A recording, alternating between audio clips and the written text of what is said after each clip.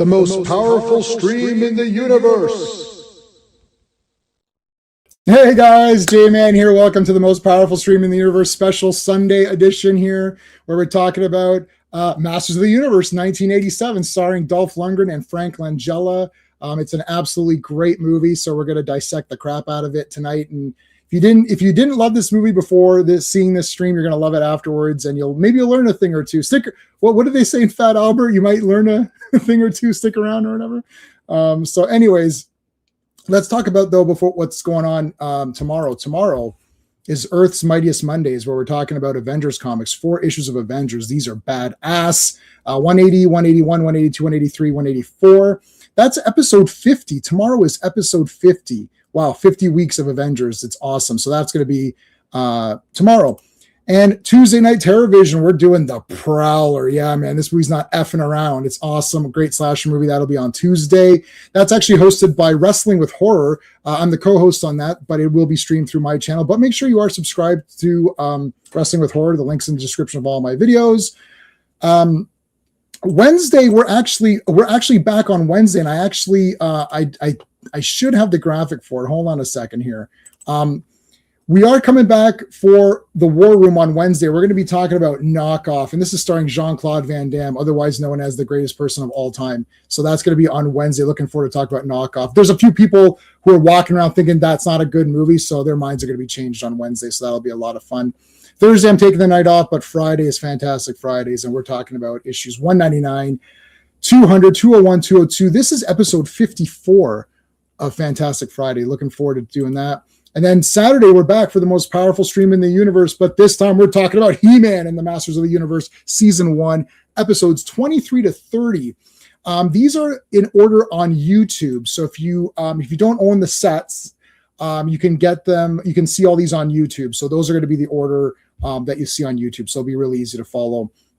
I have to give a big shout out and thank you to our super friends. These are our channel members, and we've got a lot of them now. We've got 18 members, so thank you guys. Wow, that's crazy. So big thanks to Dan, Steven, Sean, RR, Mark D, Brennan, Philip, DJ3, Digger Jim, Quagnar, Just Joe, GT James, Backseater, Rogues, Coffee Drinker, Killer Pizza, Ocean Wolf, and Andrew. Thank you guys. You guys are awesome. We always give a shout out to our friend Clobberin Times, who is our buddy on all of our comic streams, and we miss him. So you can put a CT in the chat. He wasn't a He-Man guy per se. I think he probably thought this movie was kind of cheesy, but I definitely could have persuaded him to love it. But in any case, give him some love in the chat. We have a massive panel tonight, so let's start bringing in the folks here. We'll bring in, of course, our regular co-host. Sean. So everyone came out. We dragged everyone out of the. When you spray Raid in the corner, and all of a sudden they all come out. Yeah. We sprayed some Raid in the. We're doing He-Man mini comics. Those are pretty cool. 1 or 2 guys. It's like we're doing the cartoon. Yeah, I like the cartoon. 1 or 2 guys. We're doing Dolph Lundgren. Oh fuck, I gotta be on that one. Oh, wait a minute. I don't know what's coming out all of a sudden. Otherwise, it's just you and I slugging through the big story time books and all that shit. Yeah. It's so funny. I told you I thought we already did this, but I guess we didn't. So. Yeah, I'm glad we didn't, because this is the perfect time for this, to be honest with you, with this movie coming out, the hype. We already have 10 people watching who've already tuned in. I'll get to the comments 1 second, guys. Give me a second. Yeah, really excited to talk about this movie. So yeah, let's bring in the next. Okay, so what do we got here? I don't have everyone's. Well, let's bring Steven in because we got his intro.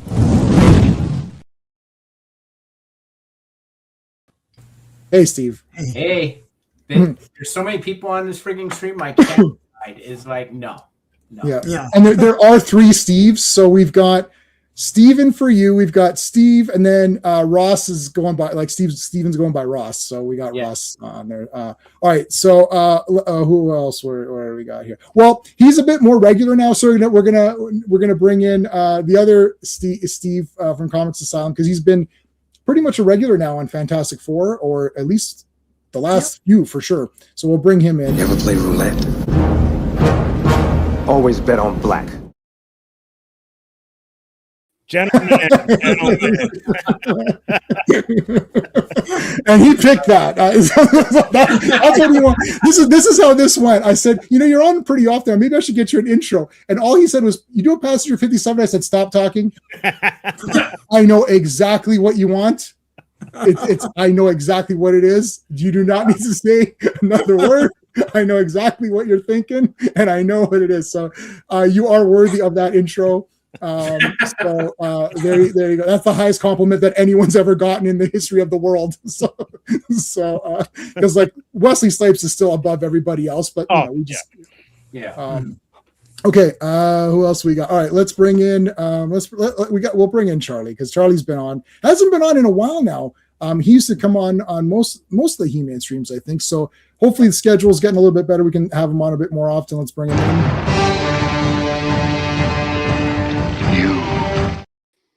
It felt like a lot of shade being thrown directly at Charlie. What are you talking about? There's no shade at all. We're doing a lot of He-Man stuff. You would think we'd have a He-Man fan show up once in a while. What's going on here, man? Where's the? All right. Okay, let's bring in. So we've had Dan on. Everyone's gonna get the he'll get the He-Man the Conan intro. So Dan's been on a few times now, so let's bring him in.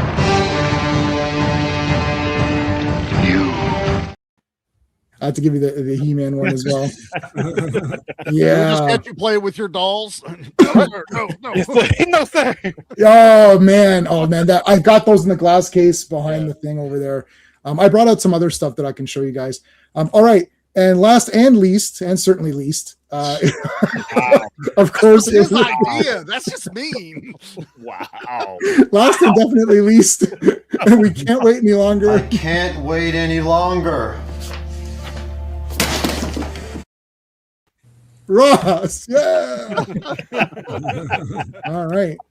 Woo. Oh my God. Today I'm Sorcerer Ross. Sorry, you're. Oh yeah. Sorcerer. Oh, Well I done. really like that. I take that back. You're not the least.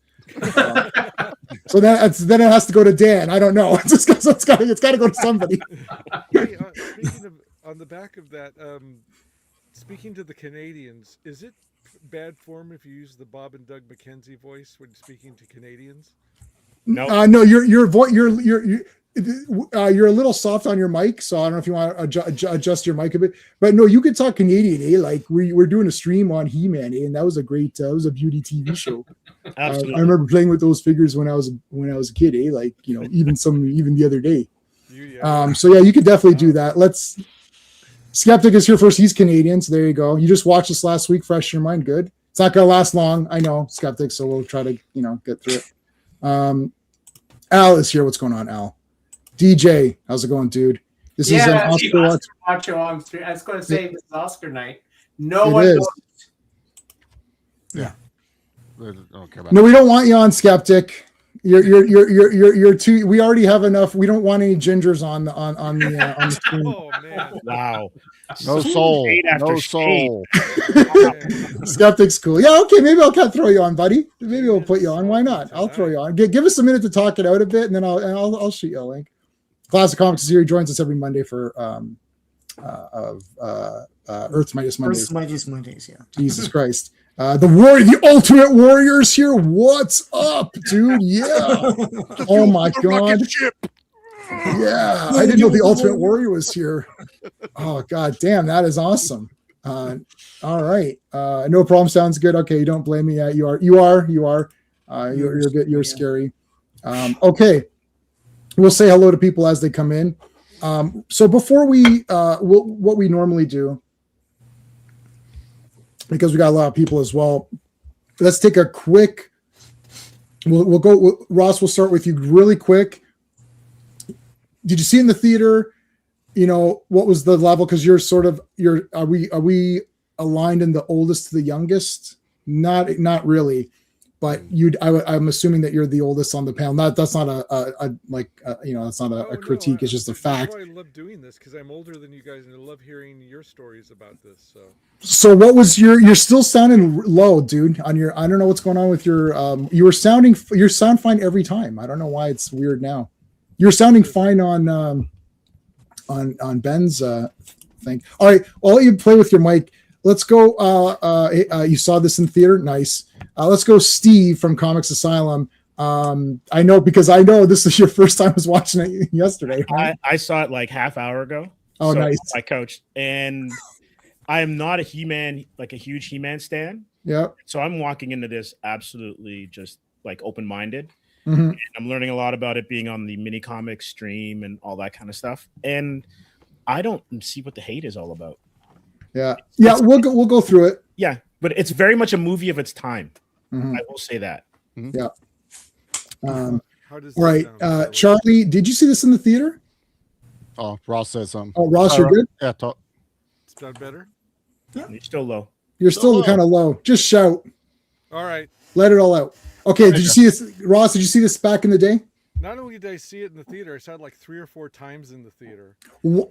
Granted, it wasn't necessarily a crowded theater every time I saw it. Yeah. So, and this was, blasphemy. I didn't like Red Scorpion the first time I saw it. Oh, that is blasphemy. I'm taking my Superman salute back. Bruh, I now own the deluxe DVD. It doesn't matter. I have an entire Dolph Lundgren library, and this was the movie that turned me around. Okay. Okay. Yeah. Okay. Fine. All right. Okay. So, well, you saw it many times in the theater, which you've already beaten me because as many times as you saw it in the theater, that's as many times I didn't see it in the theater. Well, I didn't have to convince my mom to take me because I was like in high school when it came out. Right. So you just went on your own. High school when it came out. Yeah. All right, Charlie, did you go to the theater? No, I didn't get to see this in theater. We didn't go. Like I've said before, our biggest thing was it wasn't like down the street for us. So to go to the movie theater, there was a local one, but it was a one screen. So if it wasn't like the best movie coming out, there was no money in it. But my thing is, I saw that poster in the video rental. That as soon as I saw that coming soon, it was an insta rent as soon as it released that week. And wore the heck out of that tape that first week. You mean this tape right here? That tape right there, brother. And that poster, that was the poster hanging up and it was this big and that poster right there. Yep, just like that one. But yeah, I was enamored with it because I was already a He-Man fan. So yeah, I watched it at home, but I got to watch it as many times as Ross did in that weekend. Awesome. Dan, did you see this one in the theater? No, I'm like Charlie. I didn't get to see it in the theaters, but it's been in my life as long as I can remember. Watched it on TV as much as I could see it. I've owned the DVD. I've got the Blu-ray. So Yep. I'm like Charlie. I grew up, born in 1980, so I grew up with He-Man and She-Ra and all that stuff like that. So it's always been there for me. Okay, cool. Steven, obviously we did not know each other at this time, but did you see this in the theater? I don't think we ever really talked about this. Not only did I see it in the theater, I made my mom take the day off work to take me to go see it in the theater. Good job. You've done well. Yeah, it was my mom. She loved putting together like Castle Grayskull and Snake Mountain. She actually loved the toys as much as I did growing up. So she was jacked to take me to go see it. And I was like, yeah, you got to take me to see it. It's Masters of the Universe. Right. Okay. Sean, you saw it, right? Yeah, I saw it in the theater. My mom took me to see it. And I saw the trailer. I'm trying to figure out what movie I saw it in front of. And that's how I knew it was coming. Because there wasn't any internet or anything. And so I was really excited to watch it. Yeah. I didn't see it in the theater. It was punishment. I was behaving poorly. I behaved poorly. My mom was like, "You're not going to He-Man." I was like, and the thing is that my mom's punishments were pretty whatever. They wore off in like a day or two, right? Because so I was like, I'm not going today is what I'm thinking, right? But this did not last very long where we were. And by the time she's like, yeah, okay, let's go to He-Man. I was like, no, we couldn't find it anywhere. We couldn't go anywhere. So it was like, I missed out on it. So she actually felt really bad. And then our friend, so it came out to rent. We rented it. So my mom's girlfriend, she had what's it called? It was First Choice. What was it called? Not TMN. Yeah, First Choice and Super Channel were First. Yeah. So she had that, and she's like, "Oh, it's playing on that." So she recorded it for me, but for some reason, she recorded for like an hour, and then somehow it stopped and she messed up, and then she went back to try to get the rest of it. So I owned it on that tape that she gave me, and it was missing from where Evelyn becomes Julie's parents, her mom. Yeah. So as soon as she gets the key, it cut from there, and then I missed all of that stuff, and it got back in when He-Man gets captured. So I missed the Air Centurion battle and all of that stuff, right? I saw it when I rented it, but we couldn't keep renting stuff. And movies back then for the video stores, they're paying $80 for them, $80-$90, right? To rent them out because you're getting consistent money from them. So I wasn't able to see the full movie a second time, but I watched. So to this day, because I've watched that version so many times, I've memorized almost everything except for that small section. Now, I do have, yes, I got the VHS. I think like a lot of us have that. Then there was this garbage DVD with the, remember this with the, Yeah. right? That's one So I there's got. that one. Then there was this one, Blu-ray. And then there's this one, which some of us did get. This is that Umbrella version with all this extra crap in it. I'll show it because I have it out, but I know some of us have it, like Sean has and stuff. So there's like a booklet. You know, it's a whole booklet on it with all of like the drawings and stuff like that. Yeah, and then there's like cards, like, you know, Wow. there's like lobby cards and stuff like that. So this is a real. I just bought this. Unfortunately, it's I never had a Laserdisc player, Al. And then it's got a ton of features on it as well.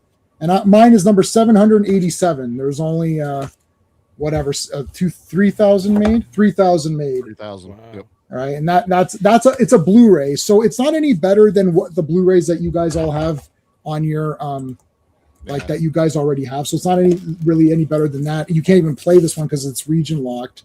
So you need Mine's 405. What extra 405.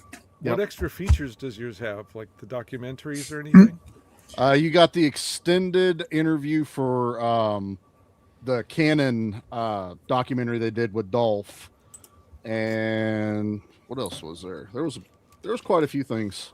Yeah, there's a bunch of stuff on there. We can Extended interview with Dolph Lundgren, director Gary Goddard, the producers, Master of the Universe 2, Tales of the Sequel That Never Was with the filmmaker Albert Pune, Wow. Behind the Legend archive featurette, Canon Films sci-fi and fantasy trailer reel, stills, posters, some kind of Easter egg.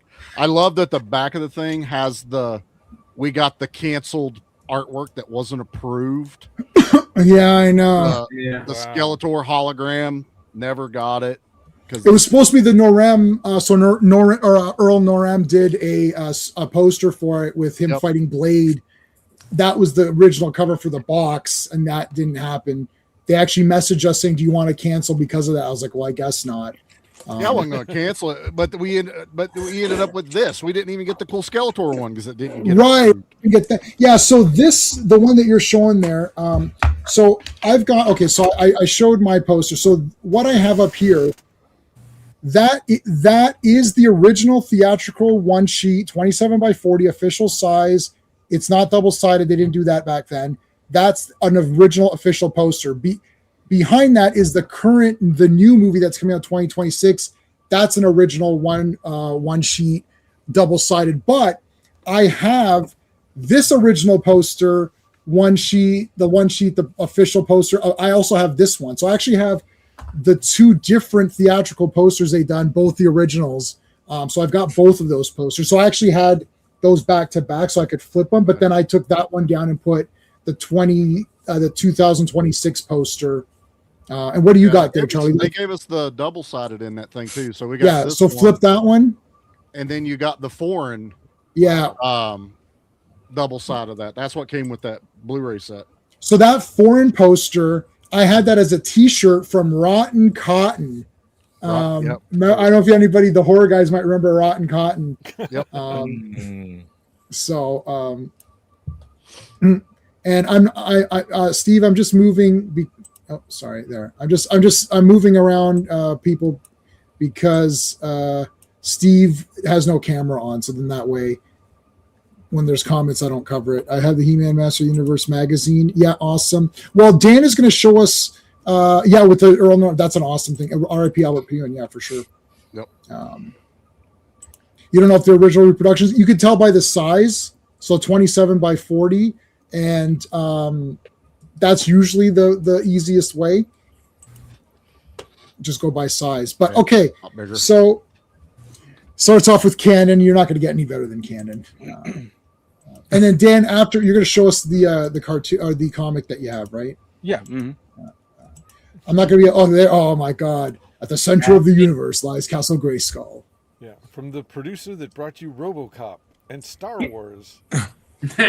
And Phantom Dolph is credited before Langella. Frankly, yeah, Dolph is credited before. Yep. Yeah. I gotta be honest. I don't hate this Castle Grayskull. I kind of like it. Yeah. Yeah. It's a little bit. Man. Yeah, it's got a bit of Fright Zone.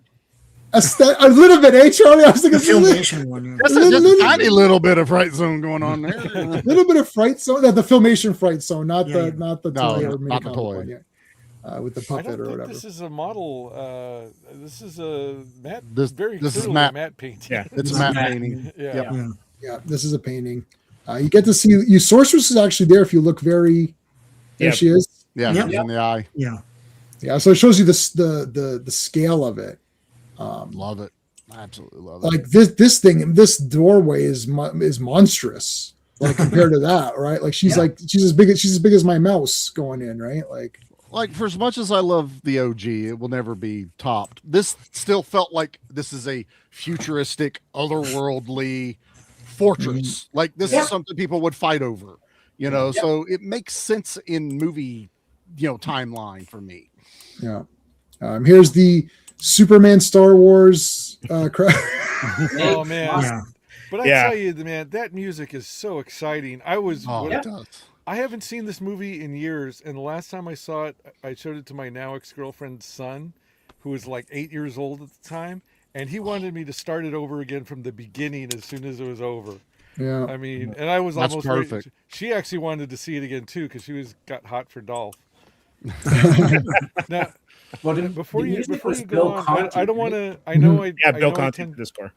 I know I tend to ramble, so I'm going to try to be short. But William Stout's credits are at the beginning of this.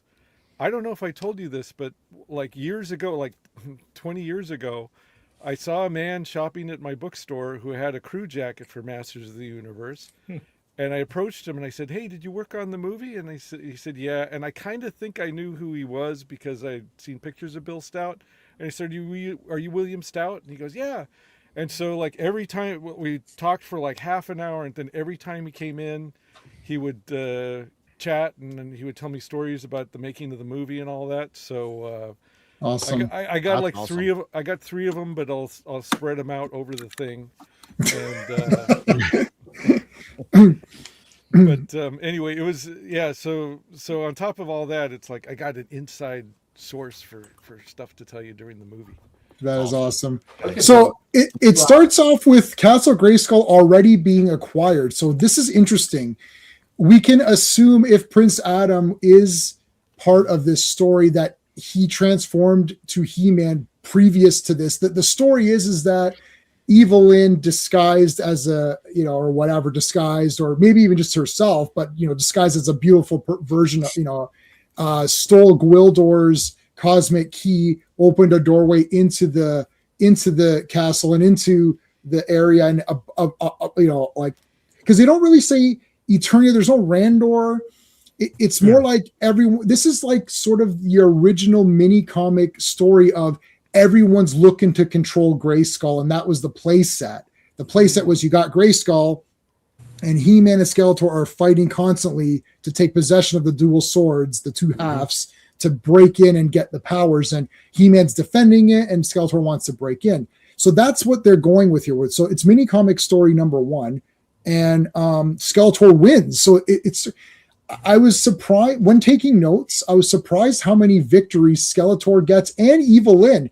Evil-Lyn gets a lot of victories here. And this is one movie where He-Man doesn't look like a fool, and neither do his friends. But Skeletor also gets victories, but is still able to get defeated, and no one really looks stupid. Like they somehow were able to do this without sacrificing anyone's like street cred or whatever, right? Like it's like Skeletor is freaking dangerous in this movie, man. yeah, he's dangerous. Yeah. Yeah, and the thing is, so we didn't get a good look at it when you went by, but like the set with that matte painting that makes it look even more huge is There you go. look at that, Yeah. look at that, and all the costumes are absolutely fantastic. I know this was a big budget movie for Canon, but it was like a medium to small budget movie for a regular studio. Yeah. But this looks like $1 million. I know Gary Goddard, the director, he said on the commentary that like it was 2 sound stages Yes. to make Yeah, that I remember area. that. So And then he this also is- said that he wanted everybody to play it serious, that it was not going to be taken comically, that it was going to be a serious story. So he's the same guy who went on to do Captain Power and the Soldiers of the Future. Yeah. And Bill Yeah. Stout worked on the original Conan movie and has done a ton of Edgar Rice Burroughs artwork. He loves all of this genre kind of stuff.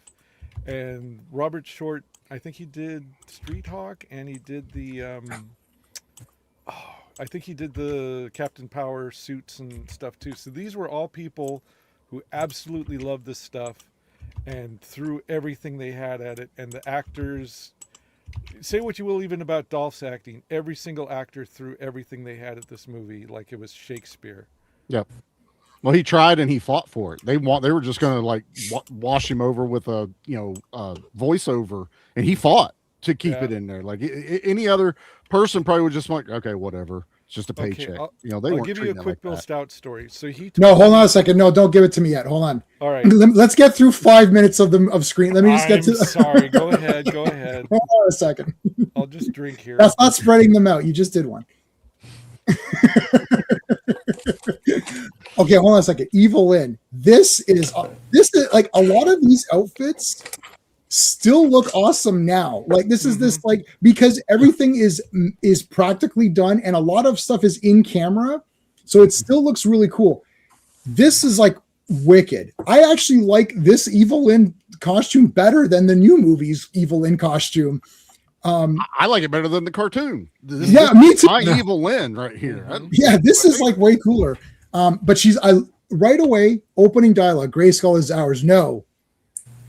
Mine. Yeah. Right away, Setting the level. established. Setting the level. Well, it also helps. I mean, look at her eyes, man, and those are natural blue eyes. Yeah, it's Mhm. Meg Foster, dude. Yeah. Yeah, Like, Yeah. Nick Foster. when they say I see blue eyes, That's Meg her. Foster every time, dude. Mhm. Yeah. Yeah. Now, Frank Langella is my top 3 best cinematic villains in this movie with Thulsa Doom and Darth Vader. Like I would rank him this high. I just love this character. He looks badass. So Sean and I covered all of the Fourth World Jack Kirby stuff in a bunch of live streams. We covered it in reading order. So we, as we covered those, you're like, hey, that's Masters of the Universe. Wait a minute. Yeah. Wait a minute. Masters of the Universe is Yeah. is the Fourth World. Wait a second. I get it. But I think this works. Like it still works now. I watch this. I watch this once a year, if not 2 times a year for sure. I've seen it so many times. Do you guys all think that this still looks cool? I know that Jared Leto in Travis Knight's new movie, they've got a skull, like an actual skull. Yeah. But I think that if it was an actual skull in this movie, I don't think the performance would work as Oh, well no. because No. it's so heavy. Do you guys still think this looks good? I think Oh, it yeah. totally looks good. This, I mean, as a kid, I didn't care. It just looked like it Right. looked close enough to Skeletor. But when you look at it now, I don't really picture Skeletor as just being a skeleton's head. Yeah, That's just his Yeah. face. You know what I mean? So Yeah. I'm not worried about bone structure or how much further things are sticking out off of him. It's a alien planet, for lack of a better term. Right. I think it works for him. I really do. And he sells it. You lose that emotion too, the way he's able to emote Mhm. all of his stuff through this prosthetic, which had to be super difficult back then anyway. So yeah, this one definitely holds up. you could still see him act with his eyes. Which Yeah. was Yes. great. Oh yeah. And you didn't get the "I'll get you, He-Man" voice, which would not have worked in this context. Yeah, not in the not well.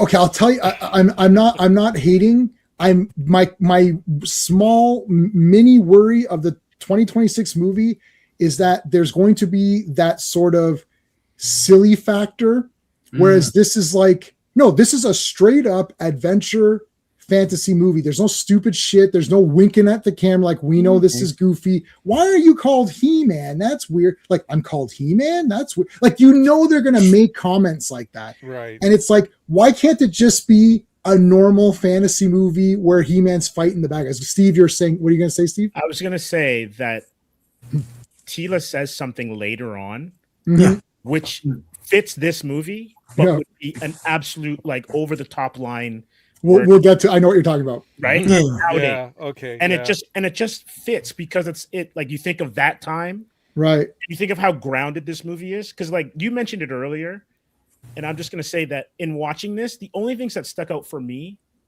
was Earth because it's 87, it's Right. crazy dated. But Eternia is timeless for me. Yeah. The designs, like you can put these same designs on screen now and they work. Yeah. Oh, yes, I agree with that. Hey, Slade, how's it going, dude? Now, even now, though, the dated factor works in its favor. Mm-hmm. I agree with that. I think Yeah. it really does.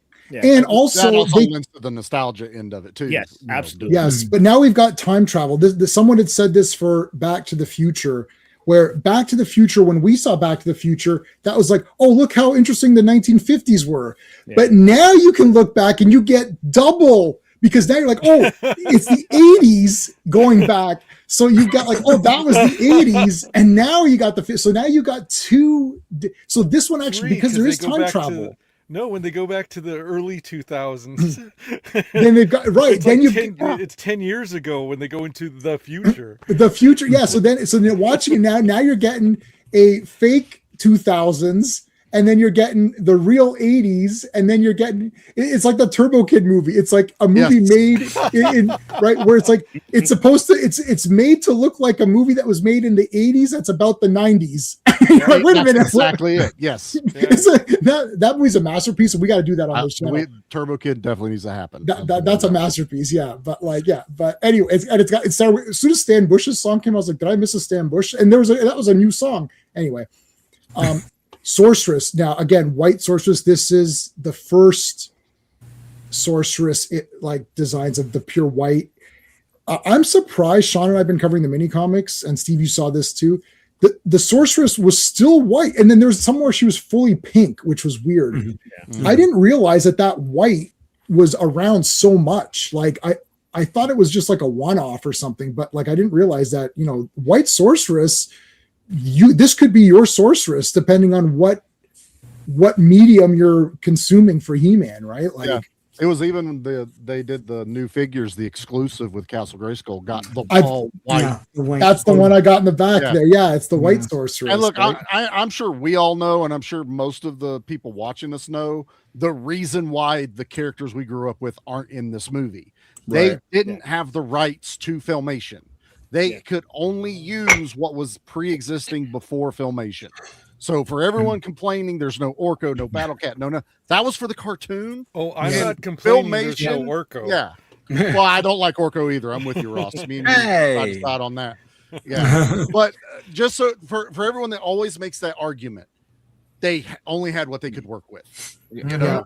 And the plus Gary- robots, and the robots were, we can't kill anyone. It's still a kid's property. Right. So you got to do that now. So Oh. that's where I'm like, all those arguments are now moot. It's been explained. We know it. I love that picture of Skeletor. Yeah. This is bloody. This is a great intro for He-Man. It's like looking up that Skeletor, and then it's like, Love it. yeah, that is awesome. Okay, so for all the haters who talk about the mullet, it didn't become a meme until 10 years later. This was the haircut Duran Duran had. All the cool people had it. Oh, it was the It style. looked good. Yeah. He was rocking it. Oh yeah, every Well- hockey player had that haircut, man. Yeah. If he'd have had short hair, it would have just been Ivan Drago fighting Skeletor. So he had to Exactly. stand out. so it works. And long hair would not have worked either. This is perfect. No. Yeah. Showing He-Man deflecting stuff, that's right out of the cartoons and comics and all of that. So that's fully there. That looks really cool. What you just happened to stop on. Look at Yeah. look at the VFX Yeah. right there. That's wicked. We are paused on it, and you're still looking at it like, yeah, he deflected a laser. Yeah, he's deflected it. Blast effect, yeah. Like, Yeah, he- so it's freaking cool. Yeah. I like these horde. I like these troops. They didn't have the hover guys, but that's a Filmation thing. So they just created their own guys for it. And I right? love how you just about said horde, because I've always thought that too, that Yeah. they look like the horde troopers that were robots later on in the Yes, cartoon. yes, Yeah. they could have. Yeah, they're like the black horde troopers instead of Yes. the white ones. It's like stormtroopers or whatever. Yeah. So here's meeting up with Tila. Now here's a defense of the new movie. This is Tila's fully clothed, so Yeah, we're wow. used to Tila in the pants and all that. Not that we're saying we don't want to see whatever face is Camila Mendez in the proper Tila outfit, but anyway, I guess we'll have to let that be. But yeah, Tila was cool here. I love Man at Arms in this movie. Idris Elba is awesome, but this guy he brings such it's just like heart and soul, and like he's just, I don't know, there's something about this guy. He's like, like the food part, I love it. I love the stories. He's like I'm not always hungry, remember? He goes, there's 30 days, and she's like, without rations. Yes, it's the sort of like, you've told this story 100 times, Father, I know. Feels part of the lore. Like, he feels like, yes, he has fought many a battle. He's he also exudes that fatherly kind Yeah. of feeling to him as the movie goes. And look at that picture. They've got That's his shoulder pauldron. It's Yeah. not gold, but Yeah. it's there. Yeah, It's yeah. cool. So Slade Wilson said that Chuck Norris should have been Man at Arms, but that would have been funny. But I disagree. This guy is like a he's good perfect. dad.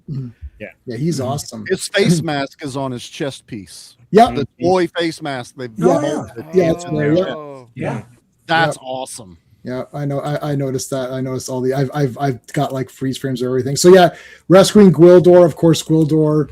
I like Gwildor in this movie. Actually, I think he's really cool. I also like Orko. And rewatching the cartoons now and taking notes for streams is different. Orko actually does a lot of good things and is actually overall more helpful than not, because the things that Orko screws up are funny, hanging around the house. He's goofy, but when it's time to get stuff done, he does help. And in the mini comics, he's only shown as helpful in all the ones that we've covered so far. So I like Orko. They got the performances. Yeah, he's annoying. That's a lot. See, Skeptic, don't lie to me. You didn't watch all the He-Man. Okay, as the old guy who was too old for the cartoon, I can handle Gwildor, but I'm still, out of respect to you guys, I'm not going to call myself an Orko hater. I'm going to call myself an Orko wish he was just a blind spot. Right. But Billy Barty was Sigmund from Sigmund and the Sea Monsters, and he was Yep. like in a lot of great stuff, like variety show stuff when I was a kid, all the Sid and Marty Krofft stuff. While you're talking this, you don't. How's Gwildor annoying?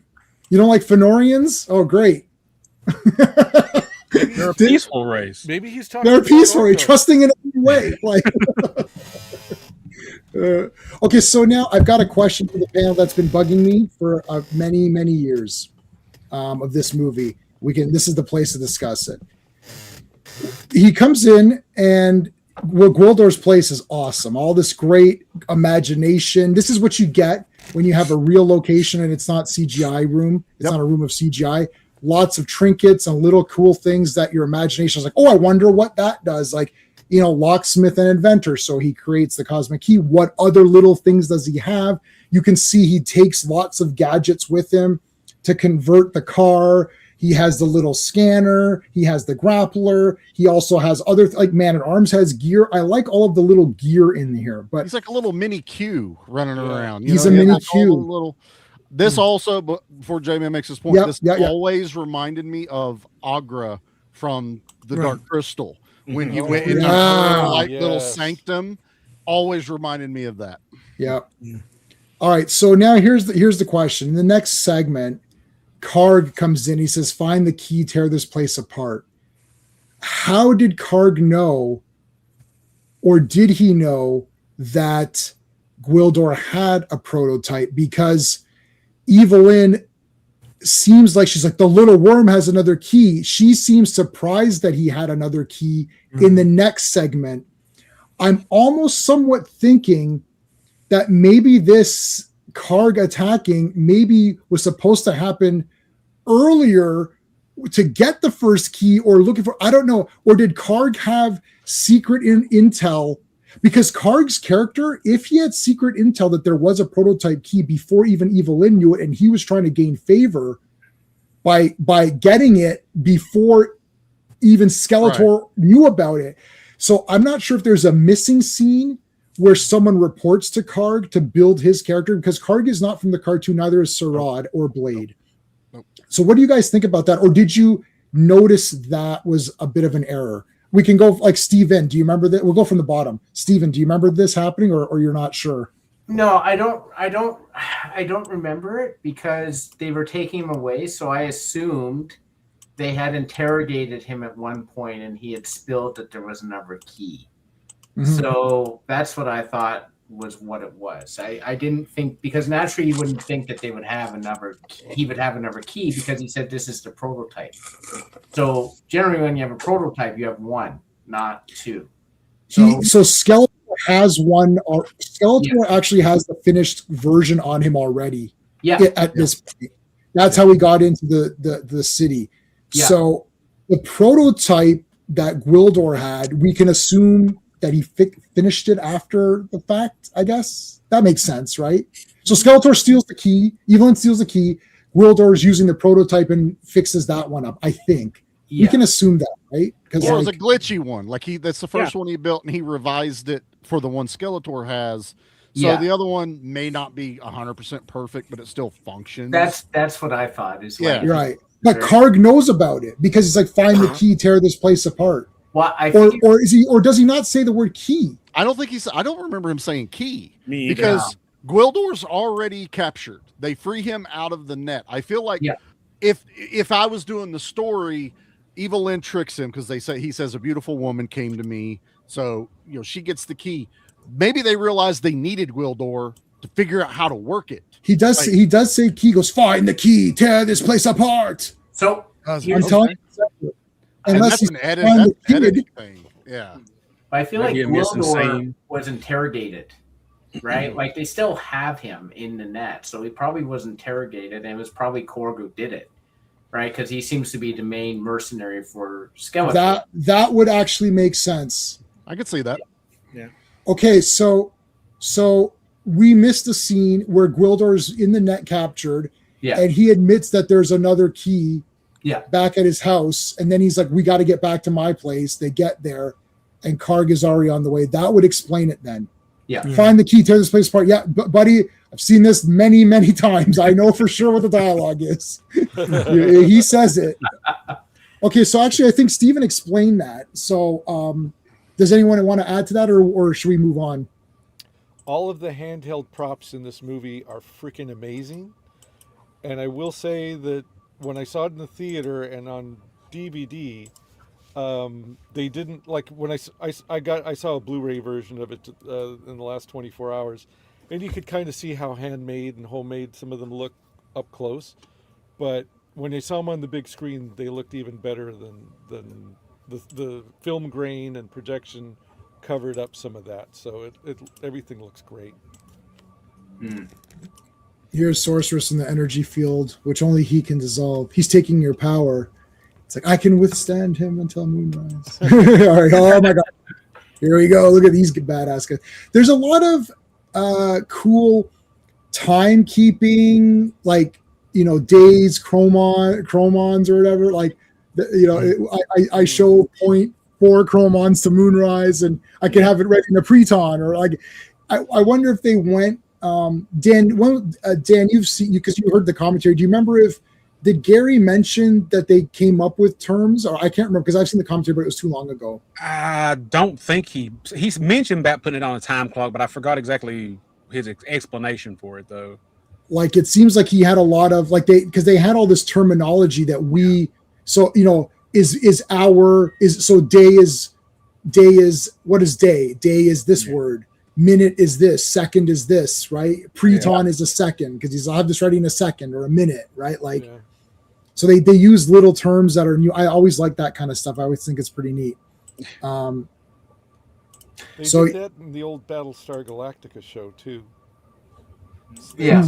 Centons and Yeah. Right. whatnot. So here's what's her name? Monica's mom. Yeah. Rachel's mom in Rachel Monica from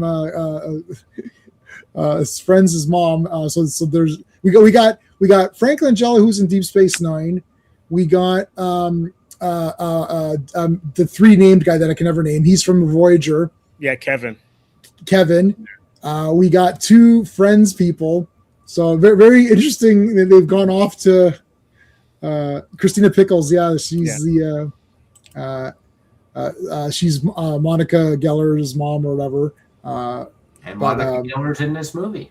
And Monica's in, Robert, I know thanks, buddy, but I know you said it. Someone yesterday's chat said it, and this was last night, less than 24 hours ago, and I've already forgotten.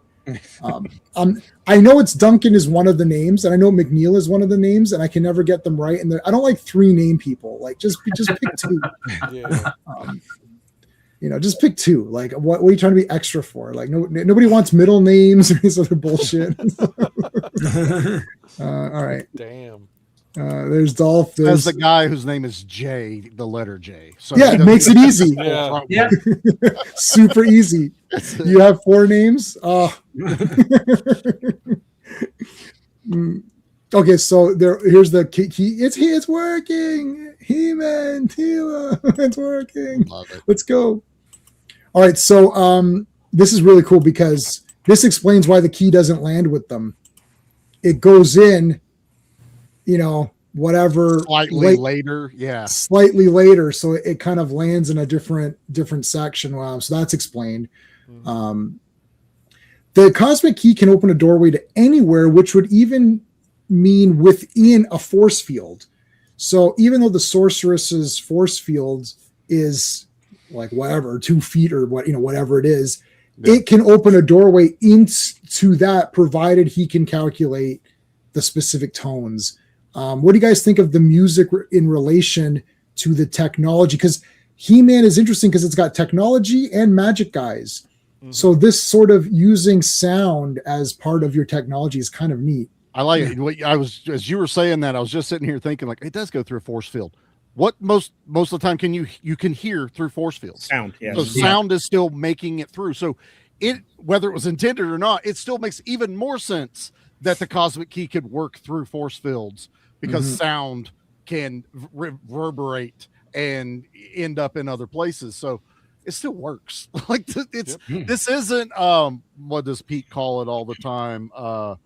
The Godzilla science, Toho science, where it doesn't actually make any sense, but we just believe it because it's in the movie. Right, the oxygen destroyer. And yeah, exactly. Like most people would look at this and be like, it's just Toho science.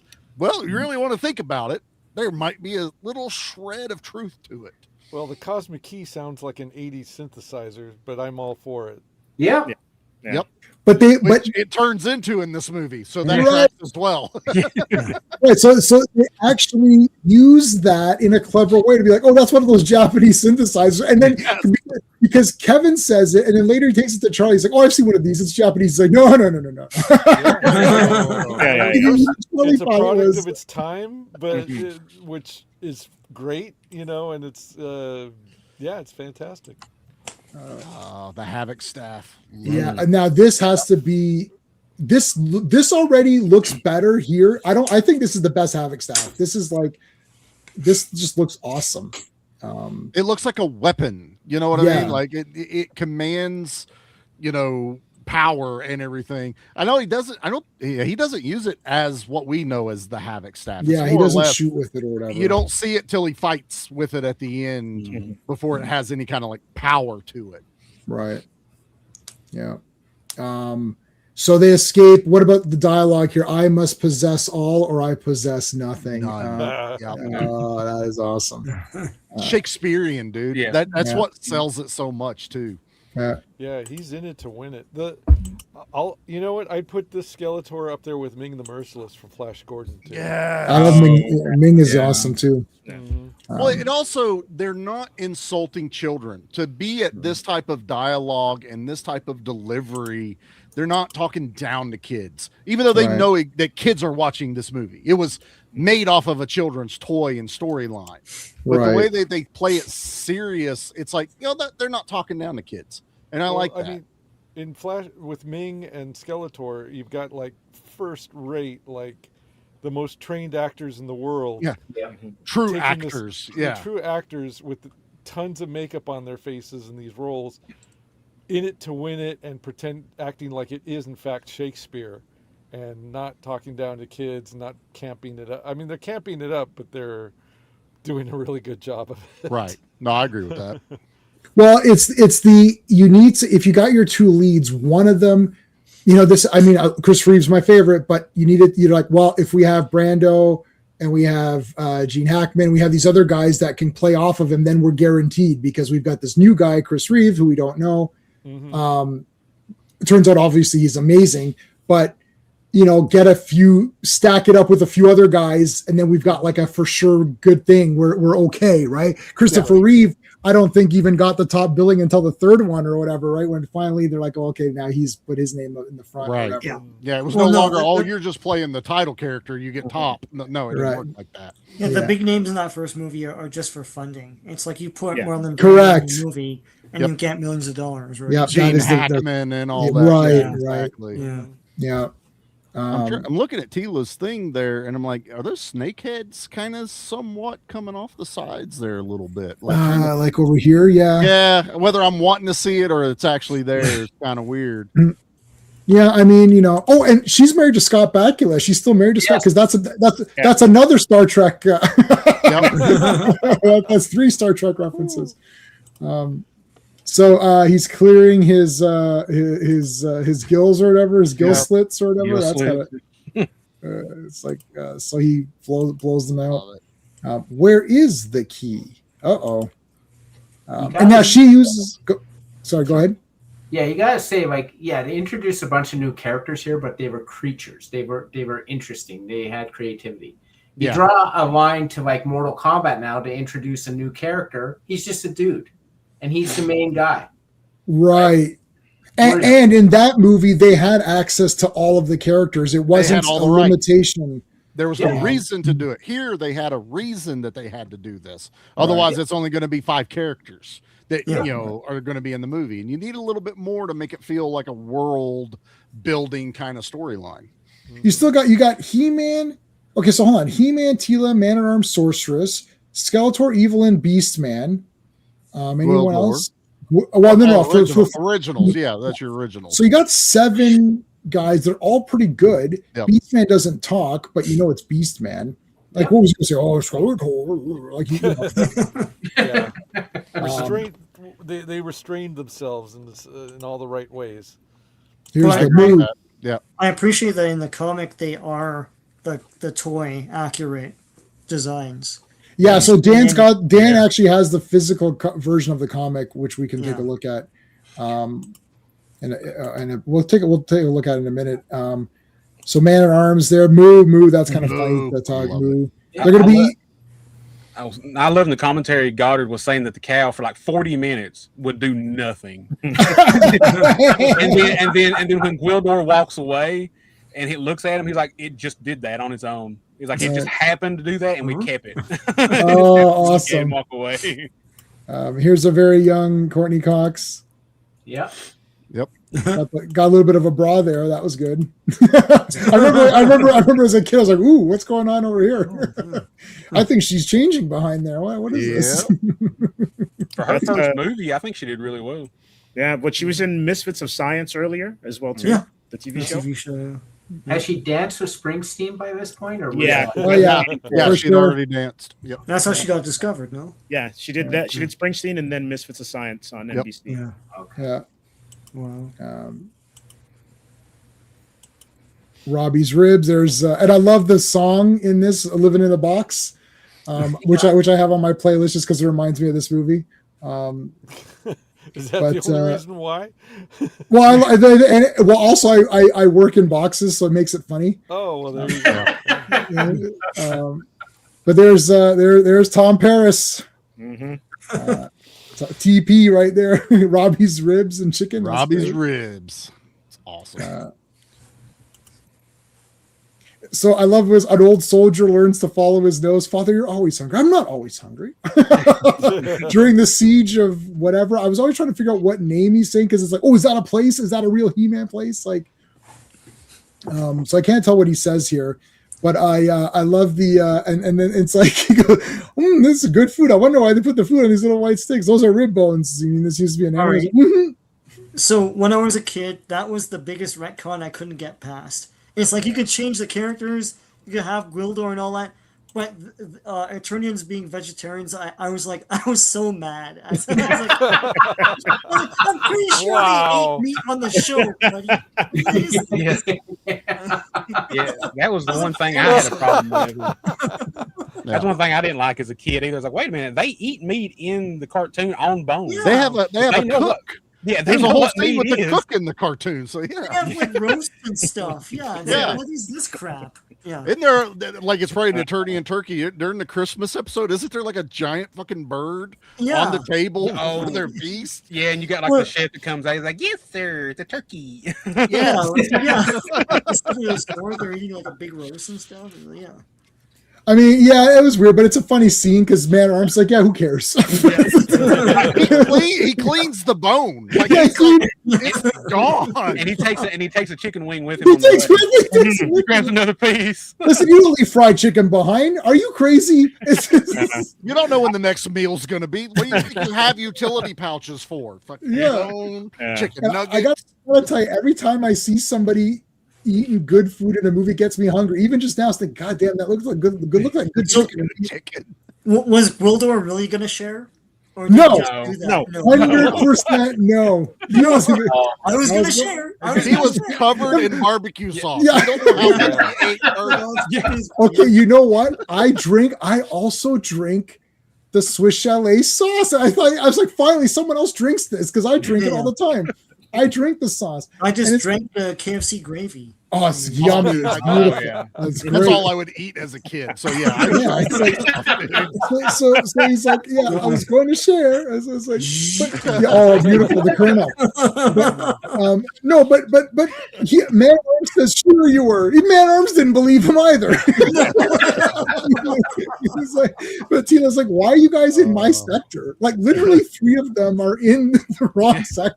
It's like, It's the Man, food, always, man. always follow your nose. Yep. Smell food.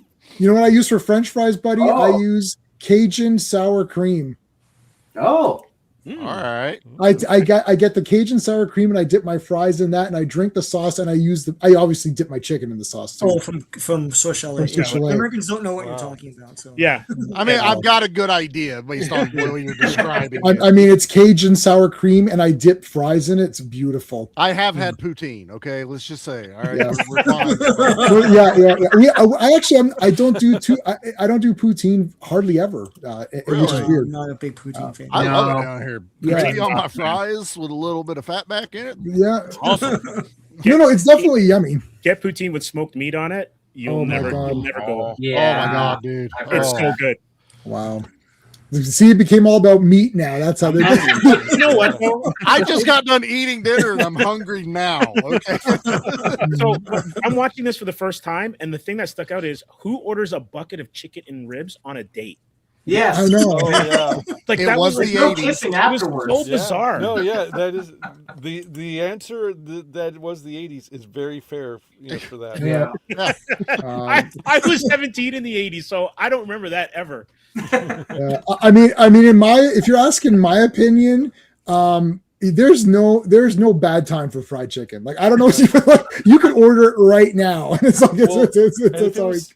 if it was the 80s, it would be Pioneer Chicken, not necessarily KFC. Okay. So Yeah, it's been All some right, so- early KFC, Kentucky Fried Chicken. in Yeah, the that's what it 80s, used to be, yeah. actually. Yeah. Yeah. They used to have the best bread. They'd give you this bun. It was awesome. It was like soaked in butter. Okay. This scene is hilarious because he gets mad shade from her. Yeah. Yeah. The reason So- my parents are dead. Yeah. Well, she says she says I'm the reason, but I was gonna go see you. So she blames herself, but he's part It's of really it. him. It's really him. It's really him. Yeah. Yeah. I'm She like, traded her damn. parents for him. Now that graveyard is about 2 towns over from where I live. It's Oh, just wow. up on the Cool. hillside, and it's probably got burnt down during the fires. That's Oh, very God. possible. Yeah. Here's the I love that he's like, we got to take this to the caretaker. He's like, what are you kidding me? He's going to keep it for himself. And he would. I guarantee you the caretaker of that of Laurelwood Cemetery is super shady. This is one of the greatest, most interesting and intricate props ever made for a movie. Yeah, it's It's awesome. so weird looking. It's really cool. Yeah. And it looks like it has function to it. Yeah, it moves around. It does everything. Yeah. It does all that cool stuff. Yeah.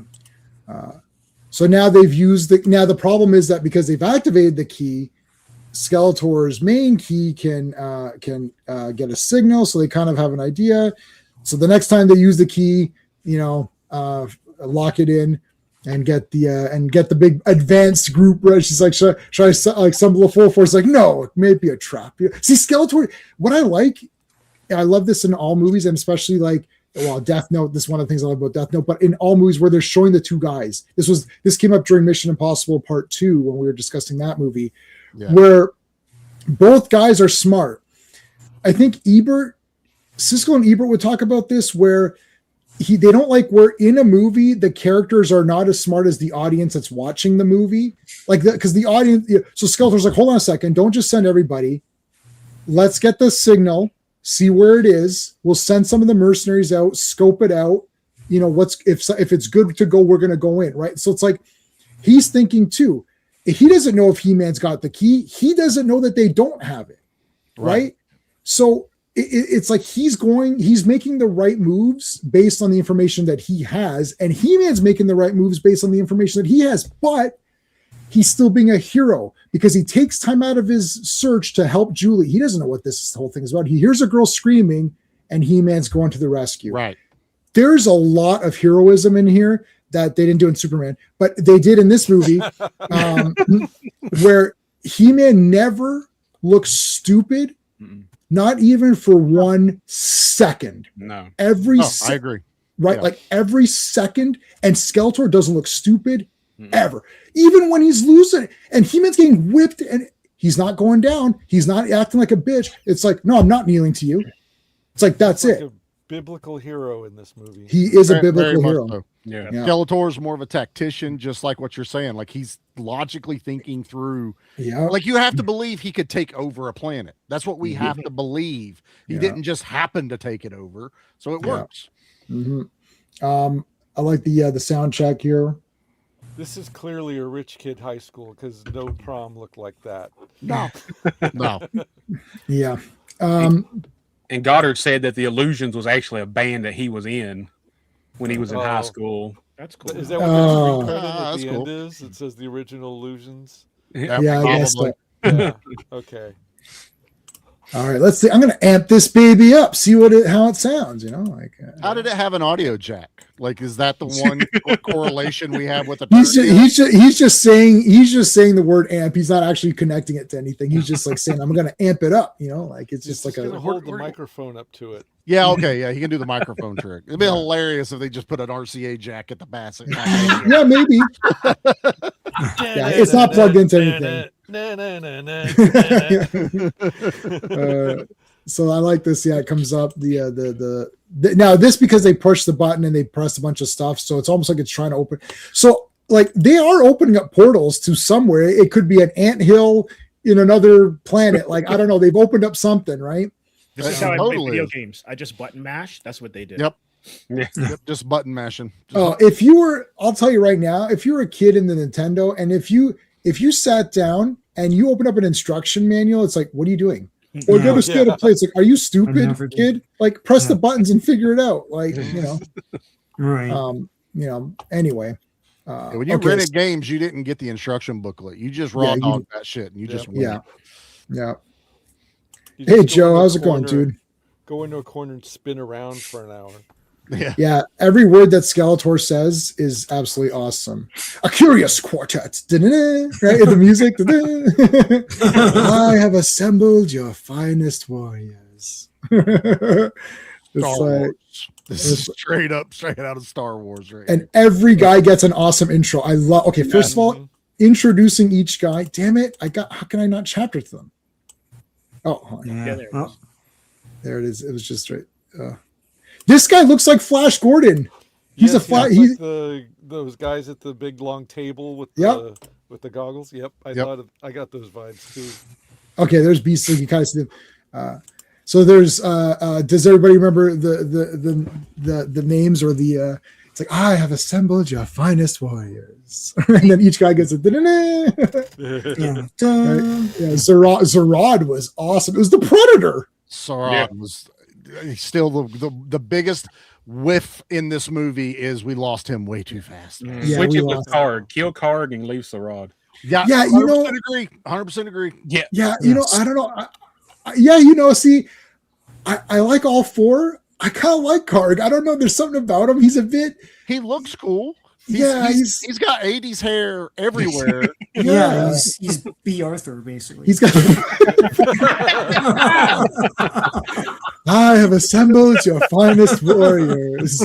Blanche. Rose. The theme song is "Thank You for Being a Mercenary." Well, the Oh, dude with the hook. somebody make that real. I need that. Yeah. We got Hey, AI all now. of the Golden Girls. I need it now, man. Yep. I have And assembled. then still keep Blade. Like I want all of the Golden Girls and still Blade. Still keep that. Well, the dude with the hook looks like Vinnie Vincent from the Yeah, middle that's era of hard. Kiss. Oh god, That's great. Okay, so you don't even get to see him, but I've got my Blade, so I need Oh. that blade. I need that love blade. my Blade. I've got the You got the one classics I've got. one. Or no, you got the one before. The J-Man first one. convinced me to get this one before it sold out. So Is that I'll the take classics it. or the Masterverse? No, this is the Masterverse. Masterverse one. which Yeah, I think Is is a little bit awesome. better. Yeah. Yeah. He's got the I whip. need a It- blade. Got the whip and Really everything. awesome. And I'm glad that I'm actually happy that I did that for you because that thing is gone as shit. It's gone. gone. Like you It's can't gone. like you can only get it on second hand now. So And it's hundreds of dollars. Yeah. and speaking of Anthony DeLongis, there he is. Oh, he is awesome in this. So he also does the fight at the end. And he did he's- all of the sword choreography for the movie Yeah. as well. So So the guy with the lizard man with the Sauron. Sarad. Sauron. Yeah, I gotta hand it. I mean, that was an effect that they didn't really need to do, but Yeah. they went for it. You know, Yep. the breathing neck thing. That was. Yeah. That's probably why they killed him right away too, because it's like, oh, I don't want to. Probably cost a lot to keep bladder it. effect. Yeah. Yeah, that bladder. Yeah. Also, Yeah. the most brittle toy from the vintage line because of Yeah. the gold plastic that Yeah. Oh, wow. trades. Yep. Yeah. And it's just terrible. Yeah. You can't that one's like really expensive. And he would spark out of his mouth. Not that he did Yeah. that in the movie, but Yeah. Wow. let's just make it a place. Just to have something, him do something. That was Do a little it. Extra. The costumes here are great. So when I was collecting the month, I had 2 monthly subscriptions for a while to the Maddie Collector series, and then I took it down to one subscription because it was expensive. But when the movie guys came out, I grabbed all those, of course. And Blade looked awesome. And it was funny because my wife I was showing her as I was getting them every month, saying, "Oh, check this character out." So when the movie guys come out, she's like, "Wow, these look amazing!" I was like, "Well, they're all from the movie, so it's all like super detailed." Because the classics was just the regular guys. You know, they made them look cooler with new toy technology and better posability and all of that. But the details on Blade and I got Karg Masterverse. They never did Karg in the other. No. Oh no, that's a lie. Did they? And I think they did. They did. I have Karg. Yeah, sorry. Different Evelyn color. is what? No, Evelyn they didn't do in Maddie Collector. So I had to get her Oh, separately. that's right, Maddie. Yeah. And they didn't do Maddie Collector Beastman, and I missed out on Beastman. Yeah. So I never got the Masterverse or whatever it is, Beastman. But the other guys I have, and they're awesome.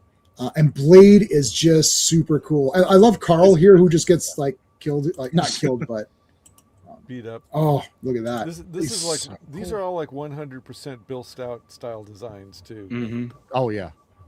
Yeah, these are. That's so awesome. These could have been in Conan. Oh, yeah. Oh yeah, these are all awesome. Who's your rank the four mercenaries? Steven, so Karg, Sarad, Beastman, and Blade. Those are your four. Who's your top guy Well, in the movie, it's Karg, because he's the guy who was here beforehand. He seems like the head lackey, I guess you could say, of the mercenaries. Yep. So for me, it's Karg. I mean, he's the guy who they entrusted to go get the key. Like Beastman and Sarad and Blade, they weren't there. So That's true. Yeah. it's Karg. Steve, Ross, who do you like? Do you have an order or? I like Vinnie Vincent, and I like the look of the Lizard Man. But Yeah. this dude's pretty badass too. But I'm Vinnie Vincent's my top. All right. Car- Dan, what's your ranking of the four mercenaries? I'll go probably Blade would be my top. Then I would go Sarad, Beastman, and then Karg. Right. Be That's mine. pretty close. That's pretty close to what I'm gonna say. Steve. Card, just because of how he functions in the story, but Blade visually. Yeah. Charlie, you're gonna have the same as. I'm right with Daniel. Yeah, I knew it. Blade, Sauron, Beastman, Karg. Uh, That's it. Sean, Karg has a hook. He fucked up somewhere and lost a whole ass hand. yeah, And I'm gonna say it's probably Blade that did it. So Right. immediately Blade's the best. What if he's a former pirate? What if that's Or that. Right? yeah, but Blade lost an eye as well. Well, maybe he has a screw-on hand that he just didn't put on for the movie. Right. he was late for work? What are you saying? It's a knockoff trap late jaw. for You work. know that's exactly. He's a knockoff. Yeah, that's what I was thinking. Yeah. Yeah. I would say Blade is the best because I mean it's Blade, and I like Beastman second because Beastman, I just like that he's a big, huge monster, and he looks cool to me, and I've always loved Beastman, and then probably Sarad, and then maybe I guess but I actually really like them all. I'm not throwing shade on Karg. I think he's really cool. I like he's like, he begs your forgiveness, as do we all. We live only to serve you. You know, it's like he's got a cape and stuff. He's cool. I like all four of them, but Blade is badass, man. See, he's already begging for forgiveness. I know. And don't Alrod forget, just standing back there like a badass, like whatever. don't forget I that wonder if Karg Blade might has look it lost up. an eye, or if that's like an enhancement that he wears over his eye. See, there you go. Oh, I don't know. Good call. I Good like call. that. I like that. So He-Man stops what he's doing to save this girl, of course, because he's He-Man. He's a hero. He's a hero. He's not Superman from that. Sorry. And I love when Blade cuts through the chain link fence. I know it's Yeah, not that was real, all- but it looks awesome as Yeah. hell. Yeah.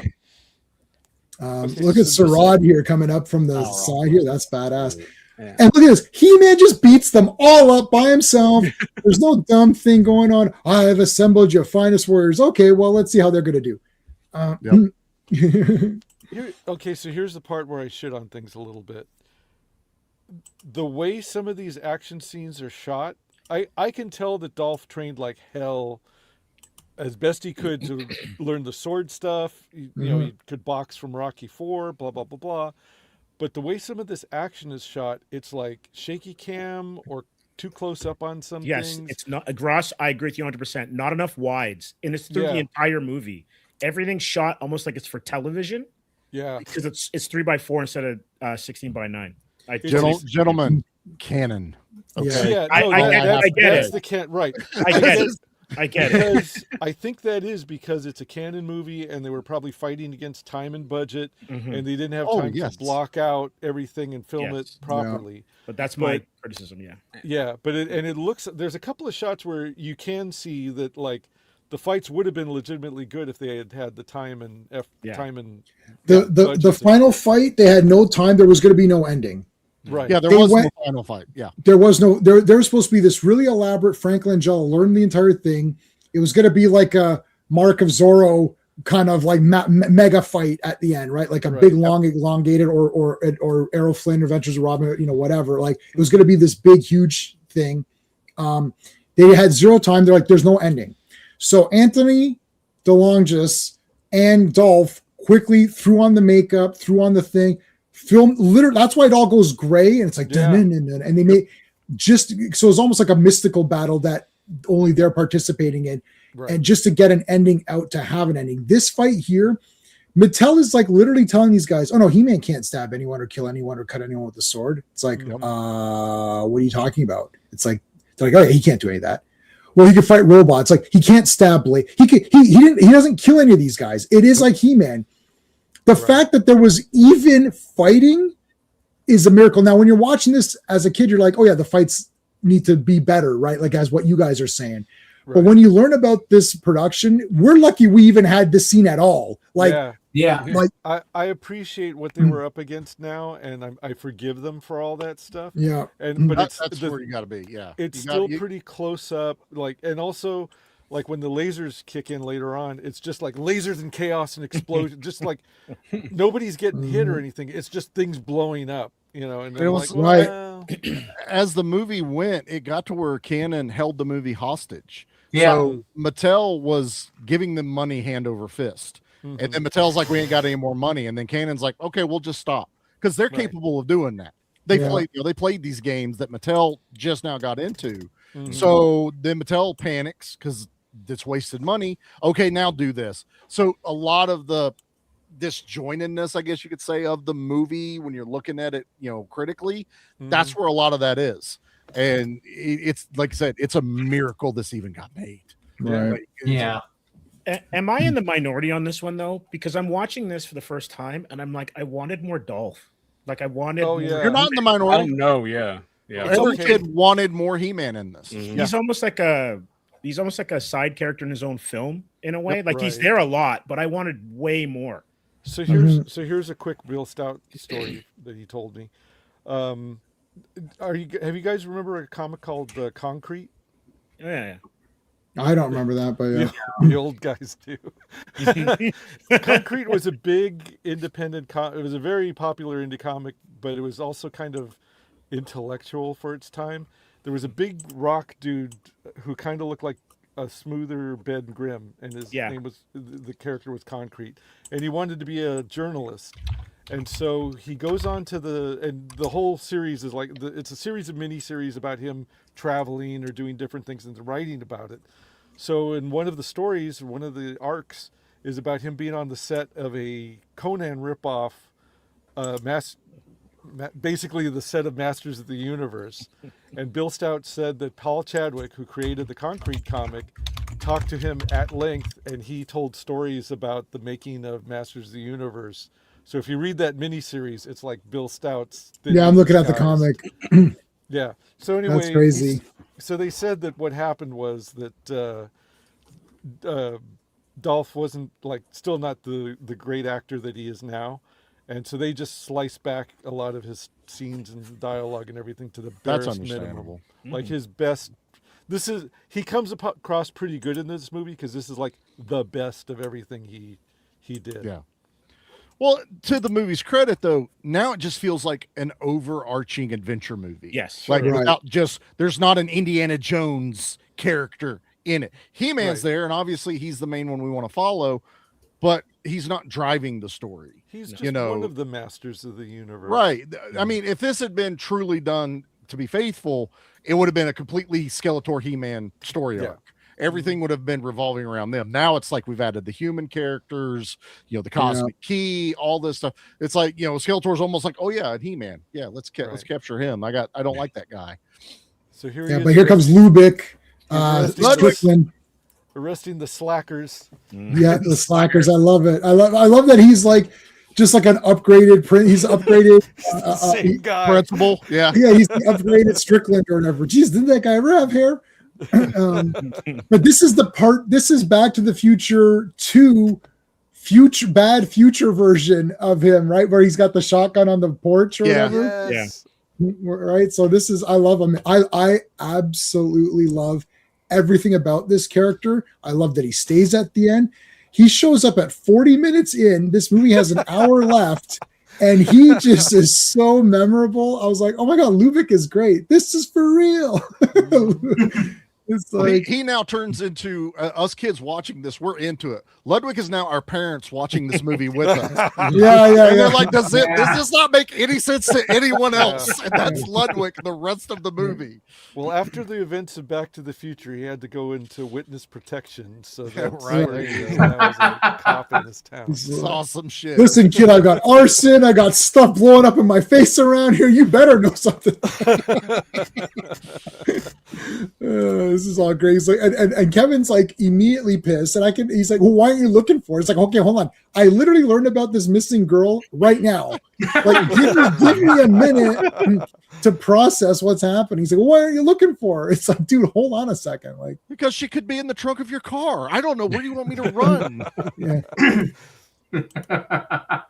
All right. So it goes, follow them. They must have a doorway to Eternia. Right? Oh And my I love where they're talking God. here. I love the car. So And again, go ahead. This is how you can tell that this is an 80s movie that was made by boomers because somebody's going to have a vintage 1950s car. Especially a pink Cadillac, because that was a big thing in Right. the 80s. J-Man knows this, and I know anyone else that's listened to the episode we did on this, but growing up, my sister had the Barbie's baby blue 57 Chevy. Mhm. And I cannot tell you how many times my He-Man characters took it over and we Right. reenacted this scene from the movie because He-Man can drive that car. It looks awesome. And still, he fit. I didn't have a lot of vehicles growing up as a kid because they were the more expensive ones. So he had to have a vehicle. So He-Man in a 57 Chevy was a regular sight growing up in my childhood. It runs on neutrinos now, right? So, Runs on whatever that needs to run on. I like some of the subtlety here where she puts her hand to shake and they don't know what it means, but Man at Arms grabs it like as a yes, like he sort of like, because Teela's like, what are you doing? Like, why is your hand out here? And then Man at Arms knows to grab it because he's a little bit more, he's been around more and he's like seen He's different more things. worldly. Yeah. He's more worldly and Yeah. oh man, isn't that it's great. There's like, a lot of detail in this film. And There is a lot even of the good detail. journey thing is like, where'd that come from? Yeah. I love that. Yeah. So, question: would Man of Arms at some point have been to Earth? Because he seems quite comfortable with some of the customs and stuff. Maybe. I'm not sure. Like the Queen is from Earth in the cartoon, but they don't really. In the early script, the Queen is from Earth as well. So, yeah, I don't know. Maybe just similar cultures he's encountered or something. That's what I took it as. Like you said, he's been around Eternia, and who knows? I mean, they don't talk about it, but he's probably left Eternia once or twice. So Right. maybe there was another race or tribe he's ran into that also extended their hand out and you're breeding. Or Sean Marlena died. told him stories. Sean just died. He just Oh. he's gone. He's Man at Everything Arms, is he a described squad. her Oh no, he's back. He's back. There he is. arm. Like the camera shook and Sean's gone. What the hell is that, man? I think maybe I was getting my Marlena art could've- because there's some pages from the original script in this thing. Oh, okay. Oh. So Dan, sorry, what were you gonna say, Dan? Oh no, yeah, I'm sorry. No, maybe Marlena was telling stories, and he's heard all the stories of Earth from her. Maybe. That'd be a cool way. And Marlena may have shook, Man Arms' hand, but it doesn't matter. The point is, like, it's cool little details Yeah, of stuff, yeah. right? I love this scene, this intimate relationship. It's like I depend upon you for these things, And she's like, for you to rule completely, he must be destroyed, right? She's like, the people wait for He-Man. So it's like, again, it's building the world. It's like there's hope for He-Man. The people haven't given up hope that He-Man will come, and she's like, you have to kill him, and he's like, no, he'll be a martyr, like I want him broken, right? Like that's why it's so important to destroy He-Man, to destroy his legacy. You can't just kill him because he becomes more powerful that way, basically. Yeah. And You gotta even though I break him, crapped then on kill him. even though I crapped on the cinematography and the fights, some of these shots that you have like stills on, those are like great 8.5 by 11, Oh yeah. photos. This is like so dynamic and just there you go. Yeah, Like the throne room, and like you got your guard guy. yeah. Do you guys like? There's that guy that holds the Havoc staff. He just stands there holding it, and Skeletor grabs out of his hand. I like that. Oh, Yeah. Pig Is that Boy. Pig Boy? Big boy. Yeah, Yeah. Big Boy. That must be some like Gary Goddard's little friend or something. Like No, that. Pig No, Boy no. was a contest winner. Yes. Oh, from- okay. When the movie was in production, I forget where it was listed. I think it was in the magazine or Yep. something that you could do it. Steven, do you know? Yeah. It was a contest. I'm trying to remember where the hell it was. Just give me I one think it's the sec. magazine, the fan. Yeah, I think it magazine. is the magazine, but let me just double check because I Yeah.